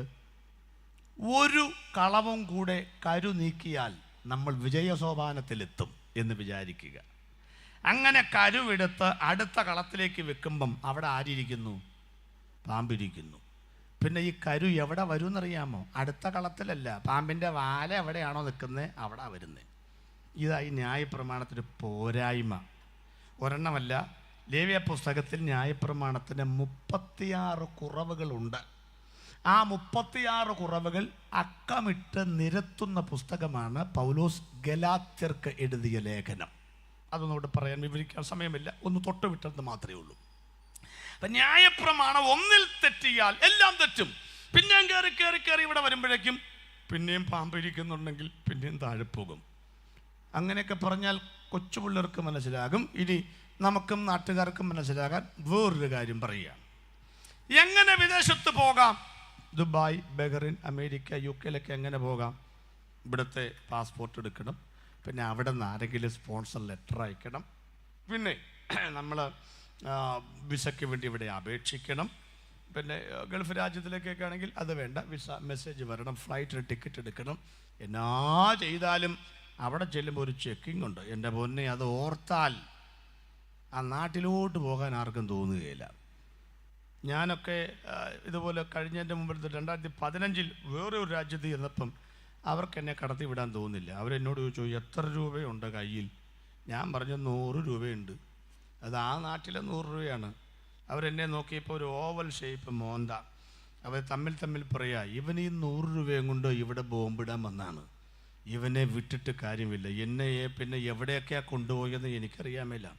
അവിടെയുള്ള മുഴുവൻ ആളുകളെ അടുത്ത് കൊണ്ടുപോയി അവസാനം സ്കാൻ ചെയ്തൊക്കെ കഴിഞ്ഞപ്പോഴാണ് വലിയ കുഴപ്പമില്ലെന്നുള്ളത് അവർക്ക് മനസ്സിലായി വിട്ടത്. അതൊക്കെ ഓർക്കുമ്പം അവിടെ നിന്ന് വിസ കിട്ടിയാലും പോകണമെന്ന് ഈ ചെക്കിങ്ങിൻ്റെ കാര്യം ഓർക്കുമ്പോൾ ഭയങ്കര വിഷമം തോന്നാറുണ്ട്. അപ്പം ഞാനൊരു കാര്യം പറയട്ടെ, ഇത്രയും നിങ്ങൾ വിഷമിക്കേണ്ട കാര്യമില്ല. ഈ ദുബായിലേക്കും ബഹറിലേക്കൊക്കെ പോകാനായിട്ട് എന്തിനാണ് ഈ പാസ്പോർട്ടും വിസയും പരിപാടിയൊക്കെ നിങ്ങൾ എടുക്കണേ? നിങ്ങൾ നേരെ ഇതിപ്പോൾ നമ്മുടെ കൊല്ലം അല്ലേ, ഇതിപ്പോൾ അപ്പോൾ ഇത് അടൂർ ഭാഗത്ത് നേരെ കൊല്ലത്തേക്ക് ചെല്ലുക. അവിടെയാണ് കടൽ. കൊല്ലത്ത് കടലില്ലേ, ആ കടല് അതിൻ്റെ അപ്പുറത്താണ് ഈ പറയുന്നത് ദുബായും ബഹറിനൊക്കെ കിടക്കുന്നത്. കടലിലേക്ക് അങ്ങോട്ട് ചാടുക, നീന്തുക. 2 ചോദ്യം ഞാനിവിടെ ചോദിക്കുകയാണ്, യുക്തിപരമായി മനസ്സിൽ മറുപടി ചിന്തിച്ചോളണം. ഒന്നാമത്തെ ചോദ്യം ഇതാണ്, നീന്തിയാൽ ചെല്ലുകയില്ലേ? ഒന്നാമത്തെ ചോദ്യം, നീന്തിയാൽ ചെല്ലുകയില്ലേ? ഉത്തരം, നീന്തിയാൽ ചെല്ലും. രണ്ടാമത്തെ ചോദ്യം, അങ്ങനെ ആരെങ്കിലും ഇതുവരെ നീന്തി ബഹറിലേക്ക് പോയിട്ടുണ്ടോ? അതാണ് ന്യായപ്രമാണം. അതാ ന്യായപ്രമാണം. ന്യായപ്രമാണം ആചരിച്ചാൽ സ്വർഗത്തിൽ പോകാമേലെ? പോകാം. അങ്ങനെ ആരെങ്കിലും ആചരിച്ച് ഇതുവരെ പോയിട്ടുണ്ടോ? ഒരുത്തൻ പോയിട്ടില്ല. ദൈവം മനസ്സിലാക്കി ഈ പ്രമാണം കൊണ്ട് ഒരുത്തർ ഇവിടെ വരെ വരാൻ പറ്റുകയില്ലെന്ന്. പിന്നെ ഒറിജിനൽ അയച്ചു കൊടുക്കുന്നവരെ ടെമ്പററി ആയിട്ട് ഇങ്ങനെ ഇവനെ മരത്തെ കെട്ടിക്കൊണ്ടിരിക്കാം. ദൈവം അവസാനം ഫൈനൽ ഡിസിഷൻ എടുത്തു. ന്യായപ്രമാണത്തിന് കഴിയാഞ്ഞതിന് സാധിപ്പിക്കേണ്ടതിന് ദൈവം തന്റെ സ്വന്തം പുത്രനെ ജഡത്തിൽ ലോകത്തിലേക്ക് അയച്ചതിന്റെ അവതാരത്തിന്റെ ദിനമായി ക്രിസ്തുമസ് എന്നൊക്കെ പറയുന്നത്. പഴയ നിയമത്തിനകത്ത് ആളുകൾക്ക് പാപബോധമില്ല. പാപബോധമില്ലാതെ തന്നെ എന്താണ് ഈ പാപബോധമില്ലാത്തതിന്റെ കാര്യം തന്നെയാണ്. പാപബോധമില്ലാത്തതിന്റെ കാര്യം തന്നെയാണ്. എങ്ങനെയാ പാപബോധം? എന്നാ പാപം ചെയ്താലും അതിനുള്ള യാഗമൃഗത്തെ അർപ്പിച്ചാൽ മതി, അല്ലാണ്ട് വേറെ ഒന്നും ചെയ്യണ്ട. ഉദാഹരണം പറയാം, മനസ്സിലാകും. ഇത് യഹൂദൻ്റെ പള്ളിയാണെന്നിരിക്കട്ടെ. ഇവിടെ എങ്ങാനും വല്ല പള്ളി വല്ലതുണ്ടെങ്കിൽ നിങ്ങളെ ഒന്നും ഉദ്ദേശിച്ചല്ല ഈ പറയുന്നത്. ഇത് കഴിയുമ്പോഴേക്കും കുടയും കുരിശെടുത്തും കൂടെ വരരുത്. ഞങ്ങൾ യഹൂദൻ്റെ പള്ളിയെക്കുറിച്ചാണ് പറയുന്നത്. അപ്പോൾ ഇവിടെ യഹൂദൻ്റെ പള്ളി ഉണ്ടെന്നിരിക്കട്ടെ. അപ്പോൾ ശനിയാഴ്ചയാണ് ഇവിടുത്തെ ആരാധന. പിന്നെയും പറയുകയാണ്, ആരുടെ പള്ളി? യഹൂദൻ്റെ പള്ളി. അപ്പോൾ ശനിയാഴ്ച ആരാധന. അപ്പോൾ അതിൽ നമ്മുടെ മത്തായി ചേട്ടൻ രണ്ട് കുറുപ്രാവിനെയും തൂക്കി ഇങ്ങനെ ആരാധനയ്ക്ക് വരികയാണ്. അപ്പോൾ അവിടെ ആ കലുങ്കയിലും ഈ ടൗണിലൊക്കെ ആളുകൾ ഇപ്പുണ്ടല്ലോ. നമ്മളൊക്കെ പണ്ടിങ്ങനെ ആരാധനയ്ക്ക് പോകുമ്പോൾ ഈ വേലിപ്പത്തിലോ ഇരിക്കുന്ന ഓന്തിനൊരു സ്വഭാവമുണ്ട്. ഓന്തിന് ആരെയും ഒന്നും ചെയ്യാൻ പറ്റുകയില്ല. പക്ഷേ പോകുമ്പം ഇങ്ങനെ കുടിനീരകത്തോട്ട് ഇറക്കും. അങ്ങനെ ഇതുപോലെ നമ്മളിങ്ങനെ ഈ വേദോത്സവമൊക്കെ ആയിട്ട് ഇങ്ങനെ പരസ്യമായിട്ട് പോകുമ്പം കലുങ്കയിൽ ചില ഓന്തന്മാരിപ്പുണ്ട്. ഓന്തന്മാർ അവർ നമ്മൾ പോകുമ്പം സ്വസ്ത്രം ഇങ്ങനെയൊക്കെ സത്യം പറഞ്ഞാൽ ഈ ഓന്തന്മാരുടെ സ്വോത്രം കേൾക്കാതെ നമുക്ക് ഇപ്പോൾ ഒരു സുഖമില്ലാതാ. ആരും ഒന്നും പറഞ്ഞില്ലെങ്കിൽ നമുക്കിപ്പോൾ ആരാധനയൊന്നും വരികയില്ല. നമ്മളിപ്പോൾ ഇവിടെ മിണ്ടാതിരിക്കുകയുള്ളൂ. നമ്മളിപ്പോൾ ആരെങ്കിലും സ്വോത്രം പറയുന്നില്ല. ഞാൻ പറഞ്ഞാലല്ലേ സ്വോത്രം പറയുള്ളൂ. പക്ഷേ ഈ ദൈവം ഇരിക്കുന്നതിനേക്കാൾ കൂടുതൽ പിശാചിരിക്കുകയാണെങ്കിൽ സ്വോത്രം പറയും. അറിയാമോ? ഇപ്പോൾ നിങ്ങൾ അടുത്തേക്ക് നോക്കിയപ്പോൾ ഒരാൾ അവിടെ ഇരിക്കുന്നു. ഇപ്പുറത്തേക്ക് ചോദിച്ചു, ഇതാരായത്? ഇന്നലെ കണ്ടില്ലല്ലോ, മിനിങ്ങാന്ന് കണ്ടില്ലല്ലോ. അപ്പോൾ അവർ പറഞ്ഞു, ഇത് ഇപ്പോൾ വന്നതാണ്, ഇന്ന് പകലത്തെ പ്രാർത്ഥനയ്ക്ക് വന്നിട്ടുണ്ടായിരുന്നു, ഭൂതം കയറി തുള്ളി മറിഞ്ഞ സാധനമാണ് എന്ന് പറഞ്ഞു എന്നിരിക്കട്ടെ. പിന്നെ നിങ്ങൾ ഈ യോഗത്തിൽ തീരുന്നവരെ എങ്ങനെ ഇരിക്കും? ഇവിടെ സ്വോത്രം പറഞ്ഞുകൊണ്ടിരിക്കും. എന്താ കാര്യം? അത് പോകാനല്ല, നിങ്ങളുടെ മേത്തോട്ട് കയറാതിരിക്കാൻ വേണ്ടിയാണ് ഈ സ്വത്രം പറയുന്നത്. അപ്പം ദൈവം ഇവിടെ വന്നിരുന്നിട്ട് ആരെങ്കിലും സ്വത്രം പറയണ്ടോ? ആരുമില്ല. പക്ഷെ ഭൂതമാണ് വന്നിരുന്നത്, നമ്മൾ നിർത്താതെ സ്വത്രം പറയും. അപ്പം ഈ ഒന്തന്മാരൊക്കെ ഇങ്ങനെ വരുമ്പോൾ ഒരാൾ ചോദിച്ചു, മത്തായി ചേട്ടോ എന്താണ് ഈ 2 കുറുപ്രാവേ കിട്ടിയോളൂ, നീ പോടാ അവിടെ നിന്ന്. ഈ കുറ്റി വീടിയും വലിച്ചു നടക്കാതെ, കാരണം കുറ്റി വീടി വലിക്കുന്നവനാണ് ചേട്ടാ കുറുപ്രാവിന്. എന്തോരുന്ന ആളാണ് കുറുപ്രാവിന്. ചേട്ടനെ കുറച്ചും കൂടെ, നീ പോടാ അവിടെ നിന്ന്. ആ പുള്ളിഞ്ഞോട് പോകുന്നു. അപ്പോൾ തൊട്ട് പുറകെ ലോനപ്പൻ ചേട്ടൻ വരുന്നു, ഒരു കോലാട്ട് കൊറ്റനെയും കൊണ്ട്. അപ്പോൾ ഇവർ പറഞ്ഞു, ഈ പുള്ളിക്ക് ഒത്തുവിട്ടോ കഴിഞ്ഞ ആഴ്ച. കാരണം ഈ മൃഗത്തിൻ്റെ വലിപ്പം ആണ് പാപത്തിൻ്റെ വലിപ്പം, മനസ്സിലാക്കണം. മറ്റേ പുള്ളി കുറ്റിവീടി വലിച്ചേച്ചാൽ കുറുപ്രാവിനെ കൊണ്ടുവന്നു. ഈ പുള്ളി കുറ്റിവീടി കേസല്ല, കുറ്റി മറിച്ച കേസാ. ഈ പുറകെ വരുന്ന കോലാട്ട് കൊറ്റൻ. പുള്ളി പറഞ്ഞു, ഞാൻ കുറ്റിയും പറിച്ച് പിന്നെ മുട്ടനാട്ടിനെ കണ്ട അറിയാമല്ലേ ചേട്ടൻ. ചേട്ടൻ കഴിഞ്ഞ മാസം ഒരു കോല, നീ പോടാ അവിടുന്ന് ചേട്ടാ ഇതിങ്ങനെ. അപ്പം നീ പുറകെ വരുന്ന കറിയാച്ചനെ കണ്ടാലോ? നോക്കിപ്പിണ്ട് പുറകെ അടൂർ മാർക്കറ്റിൽ നിന്ന് 12-10 SC ലോറി പൊള്ളാച്ചിന്ന് കൊണ്ടുവന്ന കന്നുകാലിയെ ലേലം ചെയ്ത് ഒരുത്തൻ ഉന്തി തള്ളി പള്ളിയിലോട്ട് വരുന്നു. ചാണകവും മൂത്രമൊക്കെ ഒഴിച്ച് അതിനെ ഉന്തി തള്ളി ചാട്ടമോട് അടിച്ചു. അപ്പം ഇവർ പറഞ്ഞു, എൻ്റെ പൊന്നെ ഇവരാണ് കേട്ടോ കാരുണ്യ ലോട്ടറി അടിച്ചത്. ഏത് ബാങ്ക് അടിച്ചപ്പോൾ ആരെ കുത്തിക്കൊന്നപ്പോൾ കഴിഞ്ഞ ഒരാഴ്ചയിൽ കറിയാച്ചേട്ടോ. അവൻ തലയിൽ മുണ്ടിട്ടു. അവൻ ഇവിടെ വന്നിട്ട് പറഞ്ഞു, അച്ചോ ഈ ഇടപാട് പറ്റില്ല കേട്ടോ, ഞങ്ങൾ അന്തസ്സുള്ള കുടുംബത്തിൽ ജനിച്ചു വളർന്നൊരു അബദ്ധം പറ്റി. അതിന് ഈ വീടി വലിക്കുന്നവന് ഈ കുറുപ്രാവും, ഭാരം ചെയ്തവന് കോലാട്ട് കൊച്ചനും, വലിയ ഭാഗം ചെയ്തവന് ഈ കാളക്കിടാവും, ഈ നാട്ടുകാരെ അറിയിക്കാൻ പാകത്തിന് ഇങ്ങനെ ഇത് പ്രദർശിപ്പിക്കേണ്ട വല്ല കാര്യമുണ്ടോ? നിങ്ങൾ ചിന്തിച്ചൊക്കെ ഈ പഴയമത്തിലൊക്കെ പരസംഗമൊക്കെ ചെയ്ത് കഴിഞ്ഞാൽ യവത്തിൻ്റെ പൊടി കൊണ്ടുവന്നിച്ച് അതുകൊണ്ട് ദോശയൊക്കെ ചുട്ടാണ്, അതൊക്കെ സൗരഭ്യ വാസനയൊക്കെ ആയിട്ടാണ് യഹോവ മണത്തട്ടൊക്കെ അനുഗ്രഹിച്ച് പാപമൊക്കെ ക്ഷമിക്കുന്നത്. യവത്തിൻ്റെ പൊടിയൊക്കെ മേടിക്കാൻ പറ്റുമോ കടയിൽ ചെന്നിട്ട്? പഴയ കാലഘട്ടത്തിൽ നമ്മളൊക്കെ കടയിൽ ചെന്നിട്ട് 2 മുട്ട, അടുത്തത് 50 തക്കാളി, അടുത്തത് 50 പരിപ്പ്, ഇങ്ങനെ പണ്ടൊക്കെ പലചരക്കടയിൽ ചെന്നിട്ട് അങ്ങനെ പറഞ്ഞുകൊണ്ടിരിക്കുക. നമ്മൾ പറയുകയാണ് 3/4 കിലോ യവപ്പൊടി. അപ്പം അവൻ എന്തോ ആടാ യവപ്പൊടിയും കിടക്കണ. ഇനി ഇന്നത്തെ കാലത്താണെങ്കിൽ പലചരക്കടയിൽ ചെല്ലണ്ട, കാരണം ഈ സൂപ്പർ മാർക്കറ്റിൽ ചെന്ന് വെച്ചാൽ മതി, ആരും അറിയില്ല. സൂപ്പർ മാർക്കറ്റിൽ ഇങ്ങനെ കാണാൻ വേണ്ടി ചെന്നാൽ മതി. അപ്പോൾ ഒരാഗ്രഹം, കുറേ പേര് കൊട്ടയം ഉന്തിപ്പോൾ നമുക്കൊരു കൊട്ടയം കൊണ്ട് നടക്കാം. അങ്ങനെ കൊട്ട ഉന്തിപ്പം നമുക്ക് മനസ്സിലായി എല്ലാ കൊട്ടയ്ക്കകത്ത് ഏതാണ്ട് സാധനം ഉണ്ടെന്ന്. അപ്പം 2-3 സാധനം എടുത്തിട്ടേക്കാം. അപ്പം ചില കൊട്ടകൾ നിറഞ്ഞിരിക്കുന്നു. അപ്പം നമ്മുടെ കൊട്ട നിറഞ്ഞു. നമ്മൾ വേഗം നാട്ടി ബിസ്ക്കറ്റും ആരോ റൊട്ടും ഒരു 2 കഷ്ണം ബ്രെഡും ഇട്ടപ്പം കൊട്ട നിറഞ്ഞു. അതിനിടയിൽ ഒരു 1 കിലോ യവപ്പൊടിയും കൂടി അകത്ത് അടിയിൽ വെച്ച്. നേപ്പാളി കൊച്ചു കണ്ടുപിടിക്കും. അവളിങ്ങനെ കമ്പ്യൂട്ടറിൽ നോക്കിയിട്ട് ഇങ്ങനെ ബ്രെഡിൻ്റെ വില എഴുതി ആര് വെക്കുന്നുണ്ട്, യവത്തിൻ്റെ പൊടി വരുമ്പോൾ ഒന്ന് നോക്കും. വല്ലതും മനസ്സിലാവുന്നുണ്ടോ നിങ്ങൾക്ക്? പഴയമത്തിൽ ആലയത്തിലേക്ക് പോകുന്നവൻ്റെ കയ്യിലിരിക്കുന്ന സാധനം കാണുമ്പം ആളുകൾക്ക് പ്രശ്നമാണ്. എന്തിനേറെ കടമ്പനാടുന്ന 1 കിലോ മൈദപ്പൊടി മേടിച്ചുകൊണ്ട് ദോശ ഉണ്ടാക്കാൻ വേണ്ടി പോയാലും ചോദിക്കും, മറ്റേ പൊടിയാണോടാ അതിനകത്ത്? ഇങ്ങനെ നാണം കെട്ടു ആളുകൾ. അവർ പറഞ്ഞു, അച്ചോ ഞങ്ങളൊരു കാര്യം ചെയ്യാം, ഞങ്ങൾ ഈ സാധനങ്ങളെ കൊണ്ട് വരുന്ന ഇടപാട് നിർത്തണം, എന്നിട്ട് ഞങ്ങൾ പൈസയും കൊണ്ട് വരാം. ഏതായാലും അടൂർ മാർക്കറ്റിൽ ലോറി വരിക, പള്ളിക്കാണെങ്കിൽ ഇഷ്ടംപോലെ കോമ്പൗണ്ടും കിടപ്പുണ്ട്. ഈ സാധനങ്ങൾ പള്ളി കോമ്പൗണ്ടിലേക്ക് അങ്ങോട്ട് അടിക്കുക, എല്ലാം മൊത്തം അടിക്കുക, ഞങ്ങൾ കാശ് കൊണ്ട് വരാം. ഈ പൈസയും കൊണ്ട് വരുന്നവന് അവൻ്റെ പോക്കറ്റിൽ എത്ര രൂപയുണ്ടെന്ന് കണ്ടുപിടിക്കാൻ പറ്റുമോ? പറ്റില്ല. 25 വർഷം ഞാൻ 10 സഭയിൽ പാസ്സായിരുന്നു. 36 കൊല്ലമായി ഞാൻ സുവിശേഷം പ്രസംഗിക്കാൻ തുടങ്ങിയിട്ട്. അന്നും ഇന്നും ഇങ്ങനെ വരുന്നവൻ്റെ കയ്യിൽ എത്ര കാശുണ്ടെന്ന് എനിക്ക് മനസ്സിലായിട്ടില്ല. കാരണം ഇന്ന് വരെ ഞാൻ കണ്ടിട്ടുള്ള മുഴുവൻ സ്വത്രക്കാഴ്ചയും 10. അപ്പം എൻ്റെ വിചാരം അന്നും ഇന്നും ആളുകളിൽ എത്രയേ ഉള്ളൂ? ഈ 10 ഉള്ളെന്നാണ് എൻ്റെ വിചാരം.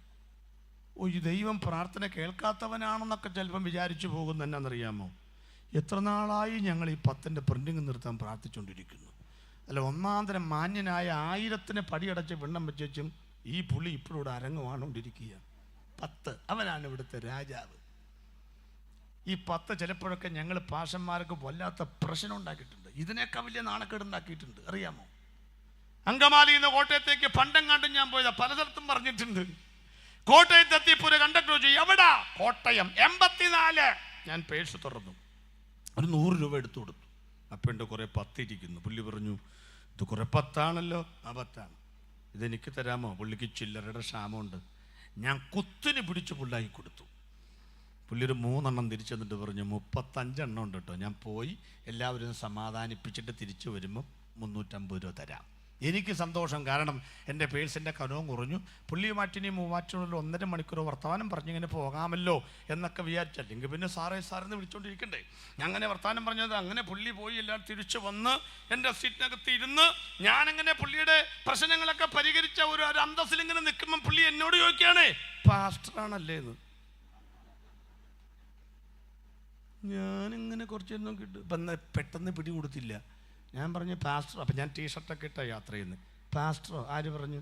പുള്ളി പറഞ്ഞു, പാസ്റ്റർ അല്ലേ. ഞാൻ പറഞ്ഞു എന്നെ 10 നോട്ട് കണ്ടതുകൊണ്ടാണോ നിങ്ങൾ പാസ്റ്റാന്ന് പറഞ്ഞു. പാസ്റ്റല്ലേ അത് പറ, പാസ്റ്റല്ലേ. പുള്ളിയുടെ വിനയം കണ്ടപ്പോൾ ഞാൻ പറഞ്ഞു ആണ്, അത് പറ, പാസ്റ്റാന്ന് പറ, അത് സമ്മതിക്കാം. അപ്പോഴും ഞാൻ ചോദിച്ചു, അല്ല ഈ 10 കണ്ടത് കൊണ്ടാണോ നിങ്ങൾ പാസ്റ്റാന്ന് പറയാൻ? അല്ല പാസ്റ്ററെ, അങ്ങനെ ഈ 10 നോട്ട് കണ്ടത് കൊണ്ടല്ല, നിങ്ങളുടെ കയ്യിൽ പ്രത്യേക 10. അതെന്ത് 10? ഈ മുഷിഞ്ഞ 10, ആരും എടുക്കുകയില്ലാത്ത 10.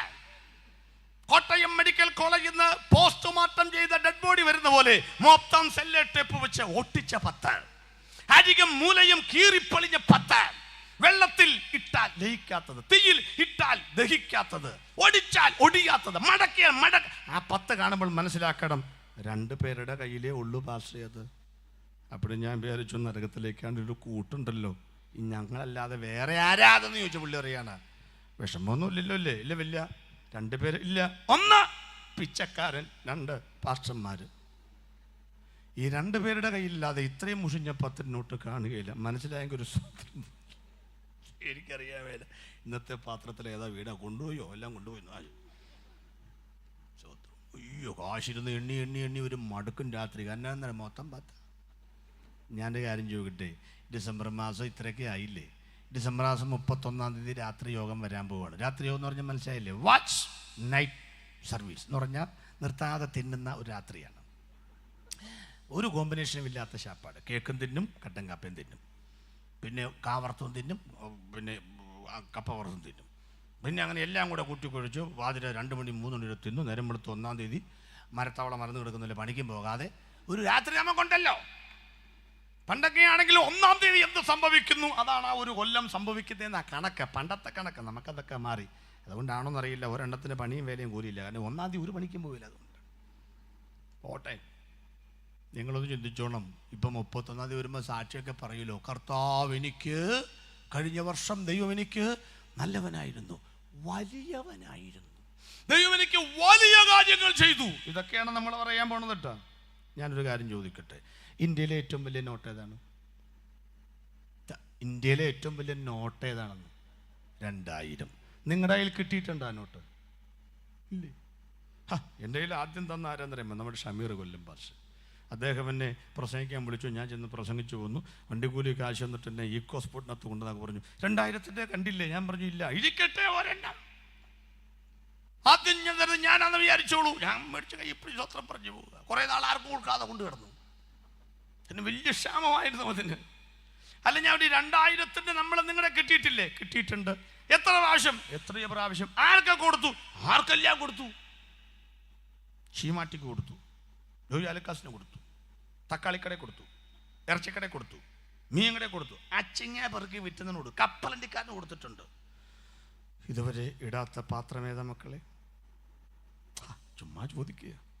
2000 നോട്ട് ഒരു പ്രാവശ്യമെങ്കിലും സ്തോത്രക്കാഴ്ച പാത്രത്തിൽ ഇട്ടവർ വലത് കരം ഉയർത്തൊരു സ്തോത്രം പറഞ്ഞാട്ടെ. ഇത്ര നേരം എന്തോ സ്തോത്രം പറയായിരുന്നു. കരം പോക്കിച്ചു, പാട്ട് പറഞ്ഞ കൈ കൊടുത്തേച്ച് സ്തോത്രം പറ. ഒരെണ്ണമില്ല, ഒരെണ്ണം. ഈ 24-ാം തീയതി ഒരു തീരുമാനമെടുക്കും. കർത്താവേ, ഈ കൊല്ലം തീരും മുൻപ്, ഞാൻ ജാഗത്തിന് മുൻപ് ഞാൻ അത്ര പ്രാവശ്യം കൈകാര്യം ചെയ്തു ഇന്ത്യയിലെ ഏറ്റവും വലിയ നോട്ട് വലിയവ ചെയ്ത കർത്താവിനെ ചെറുത് കൊടുക്കാതെ ഒരു പ്രാവശ്യമെങ്കിലും സ്തോത്രക്കാഴ്ച പാത്രത്തിലിടാൻ കൃപ ചെയ്യണമേ എന്ന് പ്രാർത്ഥിക്കുന്നവർക്കായി ദൈവത്തിന് സ്തോത്രം. ഞാൻ മടങ്ങി വരട്ടെ. ഇവർ പറഞ്ഞു, അച്ചോ ഈ ഇടപാട് നിർത്തണം. അങ്ങനെ ഈ സാധനങ്ങൾ പള്ളിക്കോമ്പൗണ്ടിൽ അടിച്ചു. അവരവിടെ വന്നിങ്ങനെ സാധനം മേടിച്ചുകൊണ്ടിരിക്കുകയാണ്. അപ്പോൾ ഒരാൾ പറഞ്ഞു, ഒരു കുറുപ്രാവ്. ഇപ്പോൾ കടക്കാരൻ പറഞ്ഞു, ചേട്ടാ 2 കുറുപ്രാവിനെ മേടിച്ചോട്ടോ. പുള്ളി പറഞ്ഞു, ഒരെണ്ണം മതി. ചേട്ടൻ്റെ മുഖഭാവം കണ്ടിട്ട് 2 വകുപ്പുണ്ടല്ലോ. ഇനി അവിടെ ചെന്ന് കഴിഞ്ഞ് എല്ലാം കഴിഞ്ഞ് മച്ചൻ പറയുകയാണ് 2 കുറുപ്രാവിനെ വേണമെന്ന് പറഞ്ഞാൽ തിരിച്ചു വരുമ്പോഴേക്കും കുറുപ്രാവ് തീർന്നു പോയാൽ 2 മേടിച്ചോണ്ട് പോ. പുള്ളി പറഞ്ഞു, നീയാണോ എൻ്റെ പാവൊക്കെ തീരുമാനിക്കണേ? ഒരെണ്ണം അതിന് പറഞ്ഞു, നീ ഉറങ്ങുന്നടാ. നിങ്ങൾക്ക് വല്ലതും മനസ്സിലാകുന്നുണ്ടോ? ഈ വിൽക്കുന്നവരെയും വാങ്ങുന്നവരെയുമാണ് യേശു കണ്ടത്. യേശു ചാട്ടവാറെടുത്തേച്ച് പറഞ്ഞു, എൻ്റെ പിതാവിൻ്റെ പ്രാർത്ഥനാലയം നിങ്ങൾ കള്ളന്മാരുടെ ഗുഹയാക്കി മാറ്റി. അതൊക്കെ എനിക്ക് വിസ്തരിക്കാം, പക്ഷേ ഈ ഗ്രൗണ്ടിൽ ഞാനത് പറയുന്നില്ല. ഒരു വാചകം ഞാൻ പറയാം, ഗ്രഹിക്കാവുന്നവർ ഗ്രഹിക്കട്ടെ. ആത്മാവ് സഭകളോട് പറയുന്നത്, അന്നും ഇന്നും പണമുള്ളവന്റെ കയ്യിൽ തൂക്കമുള്ള യാഗമൃഗമുണ്ടെങ്കിൽ പിന്നെ അവൻ ചോദ്യം ചെയ്യപ്പെടുകയില്ല, അകത്തളങ്ങളിലും പുറത്തളങ്ങളിലും. പക്ഷേ നിന്റെ പാപങ്ങൾ വജ്രത്തിന്റെ മുന കൊണ്ടും ഇരുമ്പെഴുത്താണി കൊണ്ടും എഴുതി വച്ചിരിക്കുന്ന ദൈവമുണ്ടെന്ന് ഈ രാത്രി കർശനമായൊരു ദൂത് പറയുകയാണ്. അകത്തളത്തിൽ നീ ആരാണെങ്കിലും നിന്റെ കനമുള്ള സ്തോത്രക്കാഴ്ച കൊണ്ട് മറയ്ക്കാവുന്നതല്ല യേശുവിന്റെ രക്തത്തെ എന്ന് ഇന്ന് രാത്രി മനസ്സിലാക്കണം താങ്കൾ. ഇനി എന്താ ജനത്തിന് പാപപരിഹാരമില്ലാത്തത്? കാല് വെട്ടിക്കളയണം, കൈ വെട്ടിക്കളയണം, കഴുത്ത് വെട്ടിക്കളയണം, മൂത്രപിണ്ഡം, വവ ഒക്കെ മാറ്റണം. ഒരു കുറുപ്രാവിനെയൊക്കെ കൊണ്ടുവന്ന് ഇത്രയേ ഉള്ള ആകപ്പാട് എല്ലാം കൂടെ വെട്ടിക്കളഞ്ഞ് യാഗപീഠത്തിലേക്ക് ഇട്ട് പുരോഹിതന്റെ വസ്തുവേദ മുപ്പല്ലി കൊണ്ട് കുത്തിയെടുക്കുന്ന ഒരു മേധസ്സാണ്. നിങ്ങൾ ചിന്തിച്ചു നോക്ക്. ചെറിയൊരു കുറുപ്രാവിനെ കൊണ്ടുവന്ന് ഇതെല്ലാം കൂടെ കളഞ്ഞും പിന്നെ യാഗപീഠത്തിലേക്ക് ഇട്ട് ഈ മുപ്പല്ലി കൊണ്ട് എവിടെ കുത്താനാ? ദാനം. ഒരു കോലാട്ട് കൊട്ടനാണെങ്കിൽ പിന്നെ കുത്തൊന്നും വേണ്ട, കൈ കൊണ്ട് എടുത്തുകൊണ്ട് പോവാം. അപ്പം അന്നത്തെ പുരോഹിതന്മാർ രണ്ട് പ്രാർത്ഥനയാണ്, ഒന്ന് പരസ്യം, ഒന്ന് രഹസ്യം. പരസ്യമായി കർത്താവേ യഹോവേ, ഈ മത്തായിച്ചൻ കൊണ്ടുവന്ന കുറുപ്രാവിൻ്റെ യാഗത്തെ സ്വീകരിച്ച് അവൻ്റെ കുറ്റിവീടിയുടെ പാപങ്ങൾ ക്ഷമിക്കണമേ, അതാണ് പരസ്യമായിട്ട് പ്രാർത്ഥിക്കുന്നത്. രഹസ്യമായി ഈ മുടിഞ്ഞവൻ എന്നെ കൊണ്ട് ഇങ്ങനെ പണിയെടുപ്പിക്കാതെ അടുത്ത ആഴ്ച വരുമ്പം കുറച്ചും കൂടെ വലുതിനെ കൊണ്ടുവരാൻ, ഇതാണ് രഹസ്യമായി പ്രാർത്ഥിക്കുന്നത്. ഇതുകൊണ്ടാണ് ജനത്തിന് പാപബോധമില്ലാത്തത്. നിങ്ങളുടെ പാപങ്ങൾക്ക് പാപമോചന ചീട്ടല്ല പരിഹാരം, നേർച്ചയല്ല പരിഹാരം, കാഴ്ചയല്ല പരിഹാരം. നിങ്ങൾ ചെയ്യുന്ന ഒരു കർമ്മപ്രവൃത്തികളാലും പാപങ്ങൾക്ക് മോചനമില്ല. പിന്നെ എന്താ പാപങ്ങൾക്ക് മോചനം? നമ്മുടെ പെസഹ കുഞ്ഞാടായി ഒരുവൻ ലോകത്തിൽ വന്നു. മിസ്രൈമിലേക്ക് പോയ 70 കുടുംബങ്ങൾ 2.5 ലക്ഷം കുടുംബങ്ങളായി മാറിയപ്പോൾ ഒരാട്ടിൻകുട്ടി ഒരു കുടുംബത്തിൽ നിന്ന് കണക്കെടുത്താൽ 2.5 ലക്ഷം ആട്ടിൻകുട്ടികൾ പെസഹ രാത്രിയിൽ കുരൽ അറുക്കപ്പെട്ടിട്ടും കുതിരയുടെ കടിവാളോളം രക്തപ്പുഴ ഒഴുക്കിയിട്ടും മാനവജാതിയുടെ പാപങ്ങൾക്ക് പരിഹാരം വരാതിരുന്നപ്പോൾ ഒരു അണുവിട പോലും പാപമില്ലാതെ ഒരു പെസഹ കുഞ്ഞാട്, ദൈവത്തിന്റെ കുഞ്ഞാട് ലോകത്തിൽ വന്നു. ആ കുഞ്ഞാട് ക്രൂശിൽ യാഗമായി തീർന്നത് കൊണ്ട് എന്നേക്കുമുള്ള പാപ പരിഹാര യാഗത്താൽ മാത്രമേ നിന്റെ പാപങ്ങൾക്ക് മോചനം വരികയുള്ളൂ എന്ന് വേദപുസ്തകം വ്യക്തമായി പറയുന്നു. എബ്രായലേഖനം 4:10 വരാൻ നമുക്ക് എന്താ അവിടെ വായിക്കുന്നത്? യേശുക്രിസ്തു എന്ന ഏകന്റെ യാഗത്താൽ നമ്മൾ എന്നേക്കും വിശുദ്ധീകരിക്കപ്പെട്ടിരിക്കുന്നു. 11-ാമത്തെ വാക്യവും 12-ാമത്തെ വാക്യവും പറഞ്ഞു വിടുന്നു. അവിടെ വായിക്കുന്നത് എന്തറിയാമോ? ഏത് പുരോഹിതനും പാപങ്ങളെ പരിഹരിക്കുവാൻ കഴിയാത്ത, ആ വാക്യമേതാ? ഏത് പുരോഹിതനും ദിവസേന ശുശ്രൂഷിച്ചും പാപങ്ങളെ പരിഹരിപ്പാൻ ഒരു നാളും കഴിയാത്ത അതേ യാഗങ്ങളെ കൂടെ കൂടെ കഴിച്ചുകൊണ്ട് നിൽക്കുന്നു. അടുത്ത വാക്യം, യേശുവോ പാപങ്ങൾക്ക് വേണ്ടി ഏകയാഗം കഴിച്ചിട്ട് എന്നേക്കും ദൈവത്തിന്റെ വലത്ത് ഭാഗത്തിരുന്നു കൊണ്ട് തന്റെ ശത്രുക്കൾ തന്റെ പാദപീഠം ആകുവോളം കാത്തിരിക്കുന്നു. 2 വാക്യത്തിൽ 2 വാക്കുകൾ ഹൈലൈറ്റ് ചെയ്ത ആ ഭാഗം ഞാൻ അവസാനിപ്പിക്കുകയാണ്. ഒന്നാമത്തെ ഭാഗം, ഏത് പുരോഹിതനും പാപങ്ങൾ പരിഹരിപ്പാൻ ഒരു നാളും കഴിയാത്ത അതേ യാഗങ്ങളെ കൂടെ കൂടെ കഴിച്ചും കൊണ്ട് നിൽക്കുന്നു. എന്താ പുരോഹിതൻ നിൽക്കുന്നതിൻ്റെ കാരണം? നമ്മൾ അന്നും ഇന്നും നോക്കിയാൽ അവരാരും ഇരിക്കാറില്ല. ഇവിടെ പാസ്റ്റർമാരോ, ബെഞ്ചമിൻ പാസ്റ്റർ ഇരിക്കുന്നു, നമ്മുടെ അധ്യക്ഷൻ ഇരിക്കുന്നു. കസേര കൊടുത്താൽ ഞങ്ങൾ പാസ്റ്റർമാരെല്ലാം കയറിയിരിക്കും, നിങ്ങളെല്ലാം ആ കസേരയിലിരിക്കുന്നു. ഇപ്പോൾ ഇവിടെ ആരാ നിൽക്കുന്നത്? ഞാൻ മാത്രം. നിങ്ങളെല്ലാം എന്ത് ചെയ്യുന്നു? ഇരിക്കുന്നു. എന്താ ഞാനിവിടെ നിൽക്കുന്ന കാരണം? എനിക്കൊരു പണിയുണ്ട്, അതുകൊണ്ടാണ്. നിങ്ങൾക്ക് എന്താ ഇരിക്കുന്നത്? നിങ്ങൾക്ക് പ്രത്യേകിച്ച് പണി കേട്ടോണ്ടിരുന്നാൽ മതി. എൻ്റെ പണി ഈ പ്രസംഗം തീരുമ്പോൾ തീരും. അപ്പം ഞാനിരിക്കും. അന്നേരം നിങ്ങൾ ആരും ഇവിടെ കാണില്ല, നിങ്ങൾ എന്നിട്ട് വീട്ടിൽ പോകും. അപ്പോൾ ഒരാൾ നിൽക്കുന്നു എന്ന് പറഞ്ഞ അർത്ഥം എന്താണെന്നറിയാമോ? പഴയമത്തിലെ പുരോഹിതന്മാർ നിൽക്കുന്നതിൻ്റെ കാരണം അവർക്ക് ഇരിക്കാൻ തോന്നുകയില്ല. 1, സമാഗമന കൂടാരത്തിൽ ഇരിപ്പിടമില്ല. 2, ജനത്തിൻ്റെ പ്രശ്നങ്ങൾ പരിഹരിക്കപ്പെടാത്തത് കൊണ്ട് അവരിങ്ങനെ നിൽക്കുകയാണ്. അന്നും ഇന്നും ഇവർ നിൽക്കാൻ കാരണം നമുക്കൊരു ധാരണ തരികയാണ്, അവർ നമ്മുടെ പാപങ്ങൾ ഇതുവരെ പരിഹരിക്കപ്പെട്ടിട്ടില്ലെന്ന്. പക്ഷേ ഈ മണ്ടത്തരം ഉപദേശങ്ങൾക്ക് മറുപടി അടുത്ത വാക്യം, യേശുവോ പാപങ്ങൾക്ക് വേണ്ടി കൂടെ കൂടെ യാഗമില്ല, കൂടെ കൂടെ ഒരു ക്രിസ്തുമസും ഇല്ല, ഒറ്റ യാഗം കഴിച്ചിട്ട് ഉയർത്തെഴുന്നേറ്റ് പിതാവിന്റെ വലത്ത് ഭാഗത്ത് പോയി നിൽക്കുകയല്ല, ഇരുന്നു കൊണ്ട് പണി കഴിഞ്ഞു, നിവൃത്തിയായി. ഇനിയും ഒരു യാഗം ഇവിടെ അവശേഷിക്കുന്നില്ല. ഇന്ന് രാത്രി കടമ്പനാട് ദേശനിവാസികളെ, നമുക്ക് വേണ്ടി 2000 വർഷങ്ങൾക്ക് മുൻപ് യേശുക്രിസ്തു നമ്മുടെ പാപങ്ങൾക്ക് വേണ്ടി മരിച്ചിരിക്കുന്നു. പാപപരിഹാരം നിവൃത്തിയായി. Praise the Lord. പിന്നെ ഇപ്പോഴെന്താ പ്രശ്നം? ഇപ്പോഴും എന്താ പാപിയാന്നും പറഞ്ഞ് ജീവിക്കുന്നത്? ഒറ്റ വാക്കിൽ മറുപടി: വറചട്ടിയിൽ നിന്ന് വാരി ഉണ്ണുന്ന പാവപ്പെട്ടവരുടെ അവകാശങ്ങൾ നിഷേധിക്കുന്നവർക്കെതിരെ വിപ്ലവത്തിന്റെ വിത്തുമാകിയ ഒരു വീരപുരുഷൻ ചരിത്രത്തിലുണ്ട്, വിൽബർ ഫോഴ്സ്. അടിമക്കച്ചവടം നിർത്തലാക്കുവാൻ ആ നിയമം അമേരിക്കൻ പാർലമെന്റിൽ വരുത്തി തീർത്ത അമേരിക്കക്കാരുടെ എക്കാലത്തെയും പ്രിയപ്പെട്ട പ്രസിഡന്റ് എബ്രഹാം ലിങ്കൺ നിയമം ഡിക്ലെയർ പാസ്സായി. അമേരിക്കയിൽ ഫാക്ടറികളിൽ സൈറൻ മുഴങ്ങി, പണിയെടുത്തവർ മുറ്റത്തോട്ടിറങ്ങി, വയലേലകളിലേക്ക് ഇറങ്ങി, തെരുവിലിറങ്ങി, ഫ്ലക്സുകൾ വലിച്ചു കെട്ടി, അനൗൺസ്മെന്റ് മുഴങ്ങി. അവർ പറഞ്ഞു, എബ്രഹാം ലിങ്കൺ നീണാൾ വാഴട്ടെ. എന്താ കാര്യം? അടിമക്കച്ചവടം നിർത്തലാക്കിയിരിക്കുന്നു. കേട്ടവർ വിശ്വസിച്ചു. വിശ്വസിച്ചവൻ പണി നിർത്തി വഴിത്തലക്കിൽ ഇറങ്ങി. അവൻ എബ്രഹാം ലിങ്കൺ നീണാൾ വാഴട്ടെന്ന് വിളിച്ചു പറഞ്ഞു. പക്ഷേ ഇന്നും പല വീട്ടിലും അടിമകളുണ്ട്, ഇന്നും പല സ്ഥലങ്ങളിലും അടിമകളുണ്ട്. എന്താ കാരണം? അടിമക്കച്ചവടം നിർത്തലാക്കി എന്ന നിയമം വരാത്തത് കൊണ്ടല്ല. അങ്ങനെ ഇപ്പോൾ ഒരാളെങ്കിലും വിചാരിച്ചാൽ അടിമക്കച്ചവടം നിർത്തലാക്കാൻ പറ്റുമോ എന്ന് വിചാരിച്ചത് വിശ്വസിക്കാത്തവർ ഇപ്പോഴും അടിമകളായവർ തുടരുകയാണ്. കടമ്പനാട് ഞങ്ങൾ ഒരു ഡിക്ലറേഷൻ ഞങ്ങൾ കേട്ടു. എന്താണെന്നറിയാമോ? 2000 വർഷങ്ങൾക്ക് മുമ്പ് കർത്താവ് ക്രൂശിൽ നിവൃത്തിയായി എന്ന് പറഞ്ഞപ്പോൾ ബദ്ധന്മാർക്ക് വിടുതൽ, കുരുടന്മാർക്ക് കാഴ്ച, കർത്താവിന്റെ പ്രസാദ വർഷം പ്രസംഗിപ്പാൻ വന്നവൻ ക്രൂശിൽ നിവൃത്തിയാക്കിയപ്പോൾ ഞങ്ങളെ പാപത്തിന്റെ അടിമനുഖത്തിൽ നിന്ന് അവന്റെ ഇരുമ്പിന്റെ ചങ്ങല പൊട്ടിച്ച് ഞങ്ങൾ വിടുവിക്കപ്പെട്ടു എന്ന ആ ഡിക്ലറേഷൻ ഞങ്ങൾ വിശ്വസിച്ചു. അതെഴുതിയ ബാനറാണ് മക്കളെ ഈ ദൈവത്തിന്റെ തിരുവിടുത്ത്. ഈ തിരുവിടുത്ത് വിശ്വസിച്ചപ്പോൾ ഞങ്ങൾ നിരത്തിലേക്ക് ഇറങ്ങി. കടമ്പനാടിന്റെ കവലയിൽ ഞങ്ങൾ വിളിച്ചു പറഞ്ഞു, യേശു പാപങ്ങളിൽ നിന്ന് രക്ഷിക്കുന്നു, മോചിക്കുന്നു. ഇപ്പൊ നാട്ടുകാർ പറയാ, പിന്നെ 2000 വർഷം മുമ്പ് പാലസ്തീനിൽ ഒരു മരാശാരി മരിച്ചാൽ നിങ്ങൾക്ക് പാപത്തിന്റെ മോചനമാകുമോ? അവിടെ ഇരിക്ക.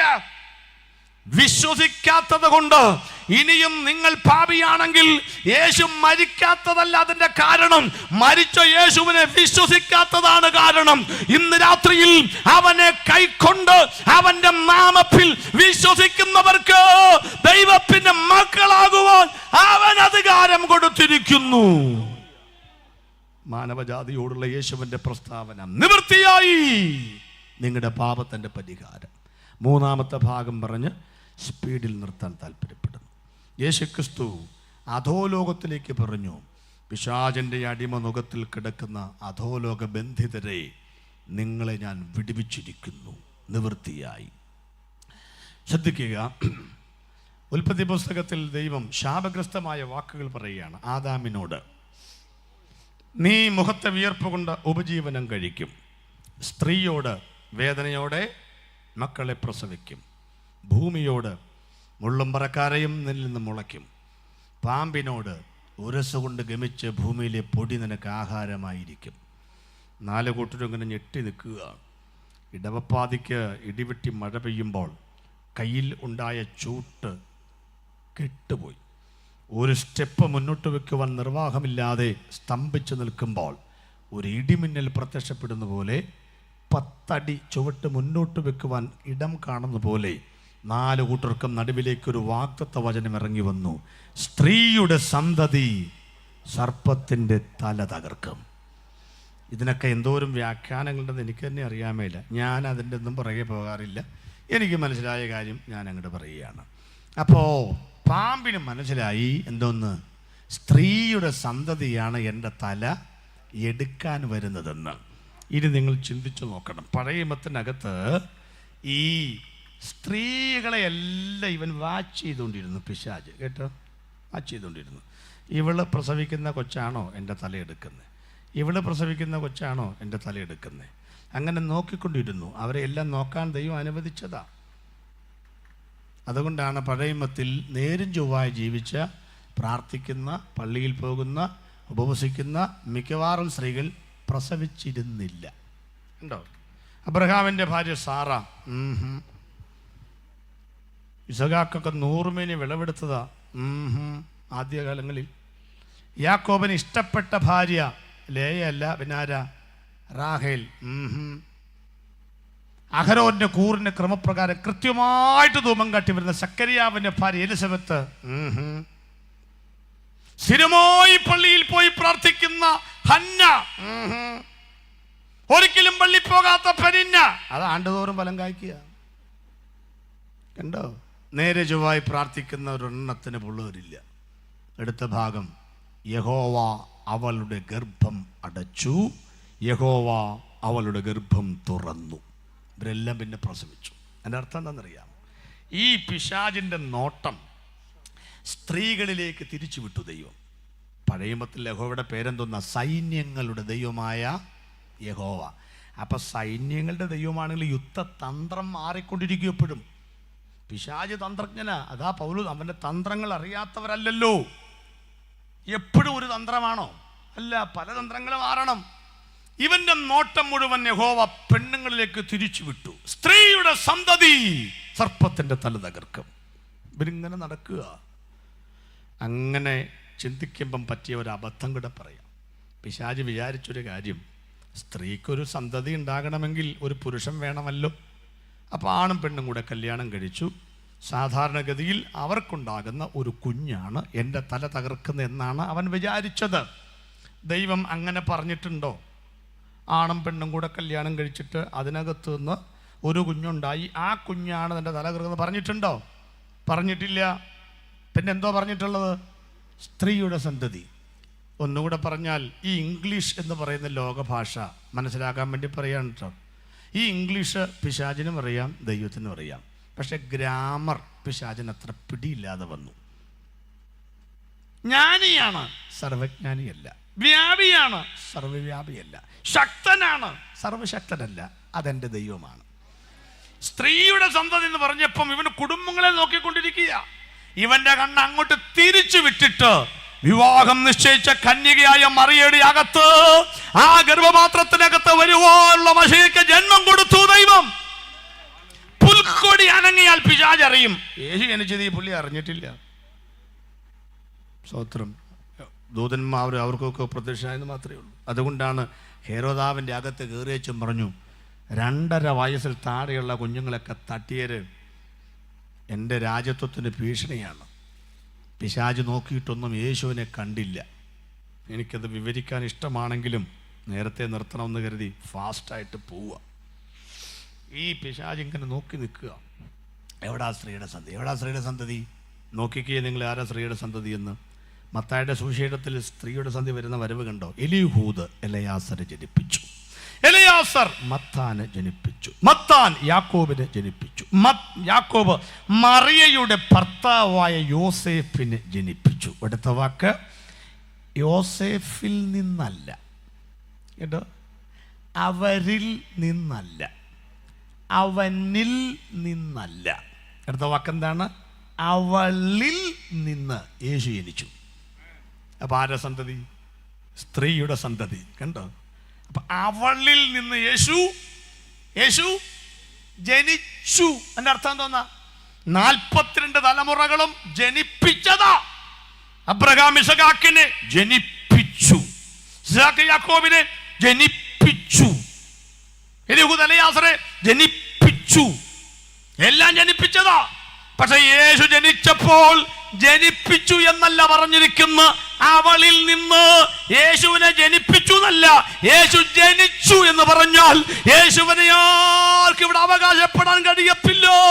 അവൻ മാതാവില്ലാത്തവൻ, പിതാവില്ലാത്തവൻ, അവൻ അനന്തനാണ്, നിത്യനാണ്. അവനെ സൃഷ്ടിച്ചതല്ല, അവൻ ഉളവായതല്ല, അവൻ ഉണ്ടാക്കുവാൻ അധികാരമുള്ള ദൈവമാണ് അവൻ. യേശു ജനിച്ചു 12ാമത്തെ വയസ്സിൽ. 12 വയസ്സ് വരെ യേശു ക്രിസ്തു പള്ളിക്കൂടത്തിലും പോയിട്ടില്ല. കാരണം ഈ യേശുക്ക് ഈ നസ്രയത്തിലെ ഉപ്പുംചാക്കിൻ്റെ പുറത്തെങ്ങനെ പിശാചിരിപ്പുണ്ട്. ഈ പിള്ളേരൊക്കെ പള്ളിക്കൂടത്തിൽ പോകുമ്പോൾ ഇതിനകത്തെങ്ങാനും യേശു ഉണ്ടോയെന്നറിയാം. അത് കാരണം ദൈവം യേശുവിനെ പള്ളിക്കൂടത്തിലും വിട്ടില്ല. എന്താ കാര്യം? പള്ളിക്കൂടത്തിൽ ചെന്ന 2 കാര്യങ്ങൾ തെറ്റ് സംഭവിക്കാൻ സാധ്യതയുണ്ട്. ഒന്ന്, പള്ളിക്കൂടത്തിൽ ചേർക്കുമ്പം അപ്പൻ്റെ പേരെഴുതണ്ടേ, അമ്മയുടെ പേരെഴുതണ്ടേ, എന്തോന്ന് എഴുതും? നുണ എഴുതി വെക്കാൻ പറ്റുമോ? അതുകൊണ്ട് പോയില്ല. 2, ഇവൻ ചെന്ന് അറ്റൻഡൻസ് നോക്കും, അപ്പോൾ യേശുവിനെ തിരിച്ചറിയില്ലേ, അതുകൊണ്ട് പോയില്ല. 3, യേശുവിനെ പഠിപ്പിക്കുവാൻ യോഗ്യതയുള്ള ഒരു അധ്യാപകനും ലോകചരിത്രത്തിൽ ജനിച്ചിട്ടുമില്ല, അതുകൊണ്ടും പോയില്ല. പിന്നെ 12-ാമത്തെ വയസ്സിൽ പള്ളിക്കകത്ത് ഉപദേശക്കന്മാരെ ഉപദേശിച്ചപ്പോൾ ഒരു ഇടിമിന്നൽ പോലെയൊക്കെ കണ്ടെങ്കിലും ഇവനാണോ യേശു? പൂച്ചക്കണ്ണ, തോളറ്റം മുടി, പാലസ്തീനിൽ നിന്ന് വന്നിരിക്കുന്നു, ഇവനാണോ യേശു? അപ്പോഴാണ് അനൗൺസ്മെൻറ്റ് മുടങ്ങി, നസ്രത്ത് വന്ന യേശുവിനെ കാണാനില്ല. അമ്മ മറിയയും കൂട്ടുകാരും എൻക്വയറി ഓഫീസിൽ കാത്തിരിക്കുന്നു. അവരൊന്ന് യേശുവിനെ പിടിച്ചുകൊണ്ടുപോയി. അപ്പോൾ മനസ്സിലായി ഇവനല്ല യേശു, ഇതേതാണ്ട് കപ്പലിൽ തിന്നാമെന്ന കൊച്ചാണെന്ന് മനസ്സിലായി. പിന്നെ ഒരു 18 കൊല്ലം ഈ പുള്ളി ഈ ഉപ്പൻചാക്കിൻ്റെ പുറത്ത് ഇരിപ്പുണ്ട്. അന്നേരം ഇങ്ങനെ യേശു അതിൽ പോകുന്നുണ്ട്. 18 കൊല്ലം ഇവരിങ്ങനെ നോക്കുന്നുണ്ട്. രാവിലെ കൃത്യം 8 മണിക്ക് പോകുന്നു, 5 മണിക്ക് തിരിച്ചു വരുന്നു, റേഷൻ മേടിക്കാൻ വരുന്നു, ചായക്കടയിൽ വരുന്നു, എല്ലാം ഉണ്ട്. പക്ഷെ മനസ്സിലായില്ല ആളെ. എന്നാ കാര്യം എന്നറിയാമോ? എപ്പോൾ നോക്കുമ്പോഴും പെരുങ്കായത്തിൻ്റെ സഞ്ചി, എനിക്കൊരു സഞ്ചി ഉണ്ട് കയ്യിൽ. അപ്പോൾ ഒരു പ്രാവശ്യം വിചാരിച്ചു തോന്നി എന്നതാ ഈ സഞ്ചിക്കകത്ത്? എൻ്റെ ഭാവനയാണ് കേട്ടോ, വൈവലിനകത്തൊന്നുമില്ല. ചായ കുടിക്കാനോ റേഷൻ പിടിക്കാനോ ആ സഞ്ചി താഴെ വെച്ചിട്ട് സാധനങ്ങൾ വാങ്ങിക്കൊണ്ടിരിക്കുമ്പം ഈ പിശാചി എന്നിട്ട് സഞ്ചി തുറന്നു നോക്കി. എന്നാ വല്ല ന്യായപ്രമാണോ പുസ്തകമാണോ എന്നറിയാൻ നോക്കി. ഇപ്പം മനസ്സിലായി എന്തോന്ന്? ഒരു ഈർച്ചവാള്, ഒരു മുഴക്കോല്, 2 വീതുളി, ഒരു കൊട്ടുവടി. ഇത്രയും മനസ്സിലായി. ഓ, ഇത് ഈ സഞ്ചിക്കകത്ത് ആരാണ്? ആശാരിയുടെ മോനാണ്, യോസേപ്പ് തച്ചൻ്റെ മോനാണ്. ഇവൻ ആശാരിപ്പണിക്ക് വന്നതാണെന്നാണ് ഇവൻ വിചാരിച്ചത്. ആണോ? 2-3 മീറ്റർ മാത്രം നീളമുള്ള മരമുട്ടിയുടെ പുറത്ത് കയറിയിരുന്ന് 10-12 സെന്റിമീറ്റർ മാത്രം നീളം വരുന്ന ചിന്തേര് കൊണ്ട് പിടിച്ച് ചിന്തിച്ച് വലിച്ച് നിന്റെ മരത്തിന്റെ വളവ് നിവർത്തുന്ന ഒരു മരാശാരി മാത്രമല്ല ദൈവം. കൂട്ടിക്കുഴച്ച മണ്ണുകൊണ്ട് പണിതതിന്റെ മനസ്സിന്റെ തകർച്ചകൾ പണിയുവാൻ കഴിയുന്ന, ഇന്ന് രാത്രിയിൽ കടമ്പനാടിനെ കീഴ്മേൽ പൊളിച്ചു പണിയുവാൻ കഴിയുന്ന, നിന്റെ തല തെറിച്ച തലമുറകളെ ഉരുക്കി വാർത്ത് പണിയുവാൻ കഴിയുന്ന, കുടുംബത്തെ മുച്ചൂടെ മുടിച്ചു കളയും എന്ന് വെല്ലുവിളിക്കുന്ന പൈശാചിക ശക്തികളെ തകർത്ത് പണിയുവാൻ കഴിയുന്ന പ്രപഞ്ചത്തിന്റെ പെരും തച്ചനായ ശില്പിയാണ് ഞങ്ങൾ പ്രസംഗിക്കുന്ന യേശു എന്ന് അനുഭവിച്ചവരും അവന്റെ പണിക്ക് വേണ്ടി ഏൽപ്പിച്ചവരും ഇന്ന് രാത്രി ദൈവത്തെ സ്തുതിക്കണം. ഞാനൊരു ദൂത് പറഞ്ഞോട്ടെ. ഇതിനകത്ത് 30 കൊല്ലം ഉപ്പൻചാക്കിന്റെ പുറത്ത് നോക്കിയിട്ട് ഇവന്റെ കണ്ണിന്റെ മുമ്പിൽ കിട അങ്ങോട്ടും ഇങ്ങോട്ടും യേശു നടക്കുക, മനസ്സിലായില്ലെന്ന്. ദൈവമക്കൾക്ക് സ്തോത്രം ചെയ്യാൻ വകയില്ല ഇവിടെ. നിന്റെ തല എടുക്കും എന്ന് പറയുന്നവന്റെ കണ്ണിന്റെ മുൻപിൽ കൂടെ എന്റെ കൺമണിക്ക് പോലും പോറലേൽക്കാതെ ഒരു ദിവസം അബദ്ധത്തിലല്ല 3 പതിറ്റാണ്ടാ ദൈവം നടത്തിയത്. പാവപ്പെട്ട ഉപദേശിമാർക്ക് തലയ്ക്ക് ഇവിടെ ഭയങ്കര വിലയാ. ആരിവിടെ മാറി വരുമ്പോഴും സുവിശേഷം പ്രസംഗിക്കുന്നവനാ വിലക്ക്. ഞങ്ങളുടെ തലയ്ക്ക് ആ വില. സ്തോത്രം പറയുന്ന, ഹല്ലേലൂയ പറയുന്ന, വീടി വലിക്കരുത്, കള്ള് കുടിക്കരുത് എന്ന് മാത്രം ഉപദേശിക്കുന്ന, മതം മാറ്റമില്ലാതെ മനം മാറ്റം മാത്രം പ്രസംഗിക്കുന്ന, ട്രെയിൻ തടയാത്ത, റോഡ് ഉപരോധിക്കാത്ത, കളക്ടറേറ്റ് തടയാത്ത, ഒരു സമരമുറകൾ ആവിഷ്കരിക്കാത്ത, ഏത് സർക്കാരിന് വേണ്ടി പ്രാർത്ഥിക്കുന്ന പാവപ്പെട്ടവൻ തേരാ പാര നടക്കുമ്പോൾ അവന്റെ തലയ്ക്ക് വില പറയുന്നവരോട് ഇന്ന് രാത്രി ഞങ്ങൾക്കൊരു കാര്യം പറയാനുണ്ട്. ഞങ്ങൾ മറയുന്നത് എവിടെയാണെന്നറിയാമോ പ്രിയപ്പെട്ടവരെ? അമേരിക്കൻ പടയാളികൾ മറയുവാൻ കണ്ടുപിടിച്ചതാണ് ബങ്കറുകൾ. ലോകത്തിലെ ശക്തമായ സൈന്യമാണ് റഷ്യൻ. അവർ പടയാളികൾ മറയുവാൻ കണ്ടുപിടിച്ചതാണ് കോക്കസ് പാറകൾ. ഇന്ത്യൻ പടയാളികൾ മറയുന്ന സ്ഥലമാണ് കാർഗിൽ മലനിരകൾ. അമേരിക്കൻ പടയാളിക്ക് മറയുവാൻ ബങ്കറുകളുണ്ട്. റഷ്യൻ പടയാളിക്ക് മറയുവാൻ കോക്കസ് പാറകളുണ്ട്. ഇന്ത്യൻ പടയാളികൾക്ക് മറയുവാൻ കാർഗിൽ മലനിരകളുണ്ട്. ഈ പുസ്തകവും പിടിച്ച് പരസ്യമായി നടക്കുന്ന ഞങ്ങൾക്ക് മറയാൻ എവിടെയാണെന്നറിയാമോ നിങ്ങൾക്ക്? നിങ്ങളുടെ AK-47 മിന്നുന്ന വാളുകൾക്ക് ചിരത്തേക്കുവാനാകാത്ത, മറികടക്കുവാനാകാത്ത ഒരു മതിൽ ഞങ്ങൾ പറയാം. അത്യുന്നതന്റെ മറവിൽ വസിക്കുന്ന, സർവശക്തന്റെ നിഴൽ കീഴിൽ പാർക്കുന്ന ഈ രാത്രി ഞങ്ങൾ പറയുന്നു, എന്റെ യഹോവയുടെ തൂവല് മതി ഞങ്ങളെ സംരക്ഷിക്കുവാനെന്ന് വിശ്വസിക്കുന്നപ്പോൾ ആ കരമൊന്ന് ചേർപ്പടിച്ചോ. ഇന്ന് രാത്രി ദൈവത്തെ സ്തുതിക്കട്ടെ. പറഞ്ഞ് അവസാനിപ്പിക്കാൻ പോവുക. സ്തോത്രം. യേശു ക്രൂശിൽ മരിച്ചു. പിശാച് പറഞ്ഞു, എനിക്ക് കുറേ പറയണമെന്നുണ്ട്, അതൊക്കെ നിർത്തുക. യേശുവിനെ എപ്പോഴാണ് പിശാചിന് മനസ്സിലായെന്നറിയാമോ? സ്നാനപ്പെട്ടപ്പോഴാണ്. ഈ പിശാചിങ്ങനെ നോക്കി കിടക്കുമ്പം യോഹന്നാൻ പ്രസംഗിക്കുകയാണ്, കാലം തികഞ്ഞു, സ്വർഗ്ഗരാജ്യം മാനസാന്തരപ്പെടുവീൻ. പിശാചി വിചാരിച്ചു സ്ത്രീകൾ ഇവനാണ് യേശു എന്ന് ആദ്യം വിചാരിച്ച കൺഫ്യൂഷൻ. അപ്പം യേശുവിൻ്റെ അടുക്ക ഇപ്പം യോഹന്നാൻ പ്രസംഗിക്കുക, എൻ്റെ പിന്നാലെ ഒരുവൻ വരുന്നു, അവൻ എന്നേക്കാൾ മിണ്ടപ്പ വലിയവൻ. സ്വത്രം, നിങ്ങൾ വൈകിയിരിക്കുന്നതിൻ്റെ വിഷമാണെന്ന് എനിക്കറിയാം, ഞാൻ കൃത്യം 9:30 നിർത്തിയേനെ. പക്ഷെ ഒരു കാര്യം ചോദിച്ചോട്ടെ, നിങ്ങളിപ്പോൾ കൃത്യം സമയത്തോടെ വന്നവരാണോ? അല്ല, അറിയണമല്ലോ. ആണോ? ഇവിടെ 5:05 കൃത്യസമയത്തോടെ വന്നവരല്ലല്ലോ.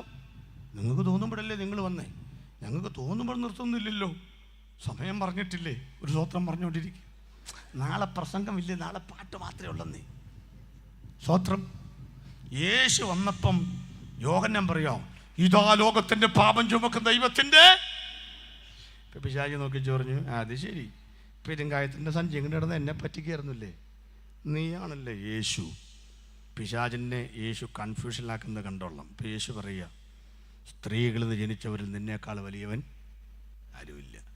അന്നേരം അവന് യോഹന്നാൻ്റെ മുഖത്ത് നോക്കി, നീയാണ് വലിയവൻ. അപ്പം യോഹന്നാൻ പറയുക,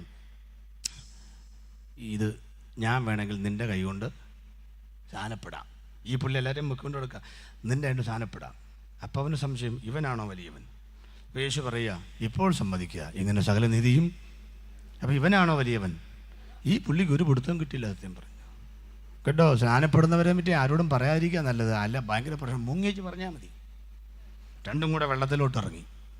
ഇങ്ങനെ മുങ്ങാൻ നേരത്ത് പിശാചി നോക്കിക്കുക, ആരാ വലിയവൻ, ആരാ ദൈവമെന്ന് നോക്കി നിൽക്കുമ്പോൾ യേശു മുങ്ങി. അവന് സമാധാനമായി. മുങ്ങിയവൻ വിശ്വാസി, മുക്കിയവൻ പാസ്റ്റർ. അല്ലേ നമ്മുടെ ഇടയിലൊക്കെ രീതി. ഇവൻ പറഞ്ഞു, നീയാണല്ലേ യേശു. യോഹന്നാൻ സാമൻ, കയറി വാ, എൻ്റെ ഒട്ടകരോ മോന്തോലോ അത് ഞാൻ വലിച്ചു പറിച്ച് നിന്നെ കൊല്ലുന്നുണ്ട്. നോക്കി നിൽക്കുമ്പോഴേക്കും സ്വർഗം ഇറങ്ങി വന്നു. ഇനി മറച്ചു വെച്ചിട്ട് കാര്യമില്ലല്ലോ. സ്വർഗം ഡിക്ലറേഷൻ ചെയ്യുകയാണ്, ഇവൻ എലീഹൂദിന്റെ മകനായ, എലയാസന്റെ മകനായ, മത്താന്റെ മകനായ, യാക്കോബിന്റെ മകനായ, യോസേഫിന്റെ മകനല്ല, ഇവൻ എൻ്റെ പ്രിയപുത്രൻ. 18 ന്യായാധിപന്മാർക്കും 41 രാജാക്കന്മാർക്കും ചെവി കൊടുത്ത ലോകത്തോട് പറയുന്നു, ഇനി വല്ലതും കേൾക്കണമെങ്കിൽ ഇവന് ചെവി കൊടുപ്പീ. ഇവൻ പറയുന്നതാണ് ലോകം അനുസരിക്കേണ്ടത്. യേശു ദൈവമാണെന്ന് അവനും മനസ്സിലായി. പിശാച് കണ്ടെന്ന് യേശു പറഞ്ഞു, ഇങ്ങോട്ട് വാ. 40 ദിവസം മരുഭൂമിയിൽ വെല്ലുവിളിച്ചു പറഞ്ഞു, വഴി തടയരുത്, സമയത്തിന് മുമ്പേ ഞാൻ പറഞ്ഞു.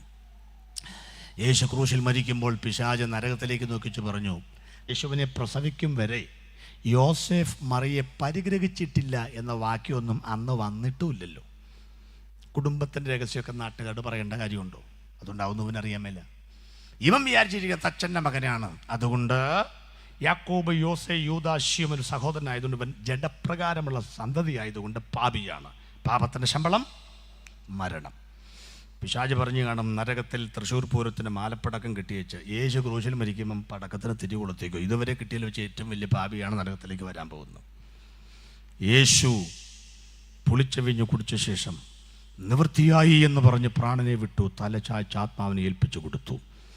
പിശാച് സന്തോഷം കൊണ്ട് പറഞ്ഞു, കത്തിക്കട പടക്കമെന്ന് പറഞ്ഞു. അന്ന് കത്തിച്ചതാ, പക്ഷേ ഒരെണ്ണം ഇതുവരെ പൊട്ടിയിട്ടില്ല. പക്ഷേ അന്ന് പൊട്ടാൻ തുടങ്ങിയതാ സ്വർഗത്തിൽ ആഘോഷം. ഓരോ പാപി ക്രൂശന്റെ ചുവട്ടിൽ വരുമ്പോഴും സ്വർഗത്തിൽ ഭയങ്കര മാലപ്പടക്കം പൊട്ടിച്ചോണ്ടിരിക്കുകയാണെന്ന്. പിശാച് ചോദിച്ചു, ഇതെന്നെ അവിടെ പൊട്ടുന്നേ? ദൈവത്തിൻ്റെ മറുപടി, പാപത്തിൻ്റെ ശമ്പളമല്ലേ മരണം? അതെ, ഇവൻ പാപത്തിൽ ജനിച്ചിട്ടില്ല, ഇവൻ പാപം ചെയ്തിട്ടില്ല, ഇവൻ പാപം അറിഞ്ഞിട്ടില്ല. പിന്നെ എങ്ങനെ ഇവൻ മരിക്കും? പാപികളായ മനുഷ്യവർഗത്തിന് വേണ്ടി മരിക്കും. അപ്പം ഈ മനുഷ്യവർഗം ഇവരാരെങ്കിലും യേശുവിൻ്റെ ക്രൂശിനെ വിശ്വസിച്ചാൽ ഇനി അവൻ്റെ മേൽ നിനക്കധികാരമില്ല. പാപത്തിൻ്റെ ശമ്പളം മരണമത്ര എന്ന ന്യായപ്രമാണ വിധി നിന്റെ നെറ്റിമേൽ ഒട്ടിച്ചു വെച്ചതിനെ യേശു മായ്ക്കുന്ന രംഗം കണ്ടോളണം. അതിക്രമങ്ങളിലൊക്കെയും നമ്മോട് ക്ഷമിച്ച ചട്ടങ്ങളാൽ നമുക്ക് വിരോധവും പ്രതികൂലമായിരുന്ന കയ്യെഴുത്തും മായ്ച്ച ക്രൂശിൽ തറച്ച് നടുവിൽ നിന്ന് നീക്കിക്കളഞ്ഞ വാഴ്ചകളെയും അധികാരങ്ങളെയും വർഗം വൈപ്പിച്ച് അവരുടെ മേൽ ക്രൂശിന്റെ മേൽ ദൈവോത്സവം കൊണ്ടാടി. മക്കൾ ജഡരക്തങ്ങൾ കൂടിയവരാകൊണ്ട് അവനും അവരെ പോലെ ജഡരക്തങ്ങൾ കൂടിയവനായി മരണത്തിന്റെ അധികാരിയായ പിശാചിനെ തന്റെ മരണപ്പാൽ നീക്കി ജീവപര്യന്തം മരണഭീതിയാൽ അടിമകൾ ബന്ധിച്ചിരിക്കുന്നവരെ വിടുവിക്കുന്നു. എന്റെ യേശു പാപത്തിന് അടിമപ്പെട്ടവരെ വിടുവിക്കുന്ന യേശുവാണെന്ന്. എഴുന്നേറ്റാട്ടെ ഇന്ന് രാത്രിയിൽ. എല്ലാ കണ്ണുകളും അടയട്ടെ ഇന്ന് രാത്രി. സ്തോത്രം. ഈ സുവിശേഷ യോഗത്തിന്റെ രാത്രിയിൽ അവസാനിക്കുമ്പോൾ ഞാനും നിങ്ങളും ചേർന്ന് പറയുന്നു, കർത്താവേ, 2000 വർഷം മുൻപ് അവിടുന്ന് ക്രൂശിൽ മരിച്ചതുകൊണ്ട് 4000 വർഷത്തെ പ്രവചനങ്ങൾ നിവൃത്തിയായി എന്ന് വിശ്വസിക്കുന്നവർ കരം നെഞ്ചത്തോടൊന്ന് ചേർത്ത് പിടിച്ചേ ദൈവമക്കളെ. 2, എൻ്റെ യേശു ക്രൂശിൽ മരിച്ചതുകൊണ്ട് എൻ്റെ സകല പാപങ്ങളും ശാശ്വതമായ പരിഹാരം വന്നു എന്ന് വിശ്വസിക്കുന്നവരും ആ 2 കരവും നെഞ്ചത്തോട് ചേർത്ത് പിടിച്ച് ഈ രാത്രി പിടയ്ക്കുന്ന നെഞ്ചിന്റെ പുറത്ത് കരം വെച്ച് വിശ്വസിക്കുന്നവന്റെ കുടുംബത്തിന്റെ തേർവാഴ്ചകൾ, നിന്റെ തലയ്ക്ക് മുകളിൽ വ്യാപരിക്കുന്ന പൈശാചിക ബന്ധനങ്ങൾ, നിന്റെ ശരീരത്തിൽ വ്യാപരിക്കുന്ന മാരകമായ രോഗത്തിന്റെ കെട്ടുകൾ ഇന്ന് രാത്രി യേശുവിന്റെ കുരിശിന്റെ രക്തത്താൽ അവൻ വിടുവിക്കുമെന്ന് വിശ്വസിക്കുന്നവർ വാ തുറന്ന് പറ, യേശുവേ, നിന്റെ ക്രൂശിലെ മരണത്താൽ എനിക്കുള്ള പ്രവചനങ്ങൾ നിവർത്തിയായി, എന്റെ പാപങ്ങൾ പരിഹരിക്കപ്പെട്ടു, എന്നെ വിടുവിക്കണമേ എന്ന് ആര് പ്രാർത്ഥിക്കും ഇന്ന് പകൽ? അങ്ങനെ ദൈവത്തോട് പ്രാർത്ഥിക്കുന്നവർക്ക് വേണ്ടി ഞങ്ങൾ ഇങ്ങനെ സ്തോത്രം ചെയ്ത് പ്രാർത്ഥിക്കുവാൻ ആഗ്രഹിക്കുന്നു. ഉള്ളം നീ മുഴുവൻ തുറന്നു, ഉള്ളം നീ മുഴുവൻ തുറന്നു, തള്ളയാമേശുവിൻ കയ്യിലേൽപ്പിക്കുന്നു, തള്ളയാമേശുവിൻ കയ്യിലേൽപ്പിക്കുന്നു. രക്ഷിതാവിനെ കാൺക പാവി, രക്ഷിതാവിനെ കാൺക പാവി, നിന്റെ പേരല്ലയോ ക്രൂശിന്മേൽ തൂങ്ങുന്നു, നിന്റെ പേരല്ലയോ ക്രൂശിന്മേൽ തൂങ്ങുന്നു.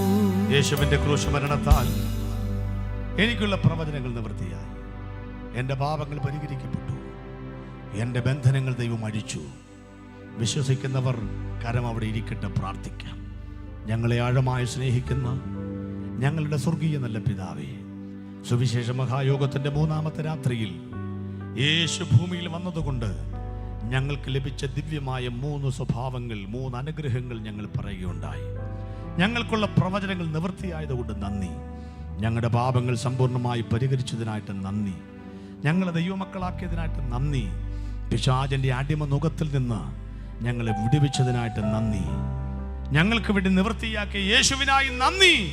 കർത്താവായ യേശു ക്രിസ്തുവിന്റെ വിലയേറിയ നാമത്തിൽ ഞങ്ങളുടെ പ്രാർത്ഥന കേൾക്കണമേ സ്വർഗീയ നല്ല പിതാവേ. ആ 2 കരങ്ങളും ചേർത്തടിച്ച് ഇന്ന് രാത്രിയിൽ നമുക്ക് വേണ്ടി നിവൃത്തിയാക്കിയ പ്രവചനങ്ങൾക്ക് വേണ്ടി സ്തോത്രം ചെയ്യാം. നമുക്ക് വേണ്ടി നിവൃത്തിയാക്കിയ പാപ പരിഹാരത്തിനായി സ്തോത്രം ചെയ്യാം. നമുക്ക് വേണ്ടി നിവൃത്തിയാക്കിയ ശത്രുവിന്റെ ബന്ധനങ്ങൾക്കായി വിടുവിച്ചതിനായി സ്തോത്രം ചെയ്യാം. നിവൃത്തിയായി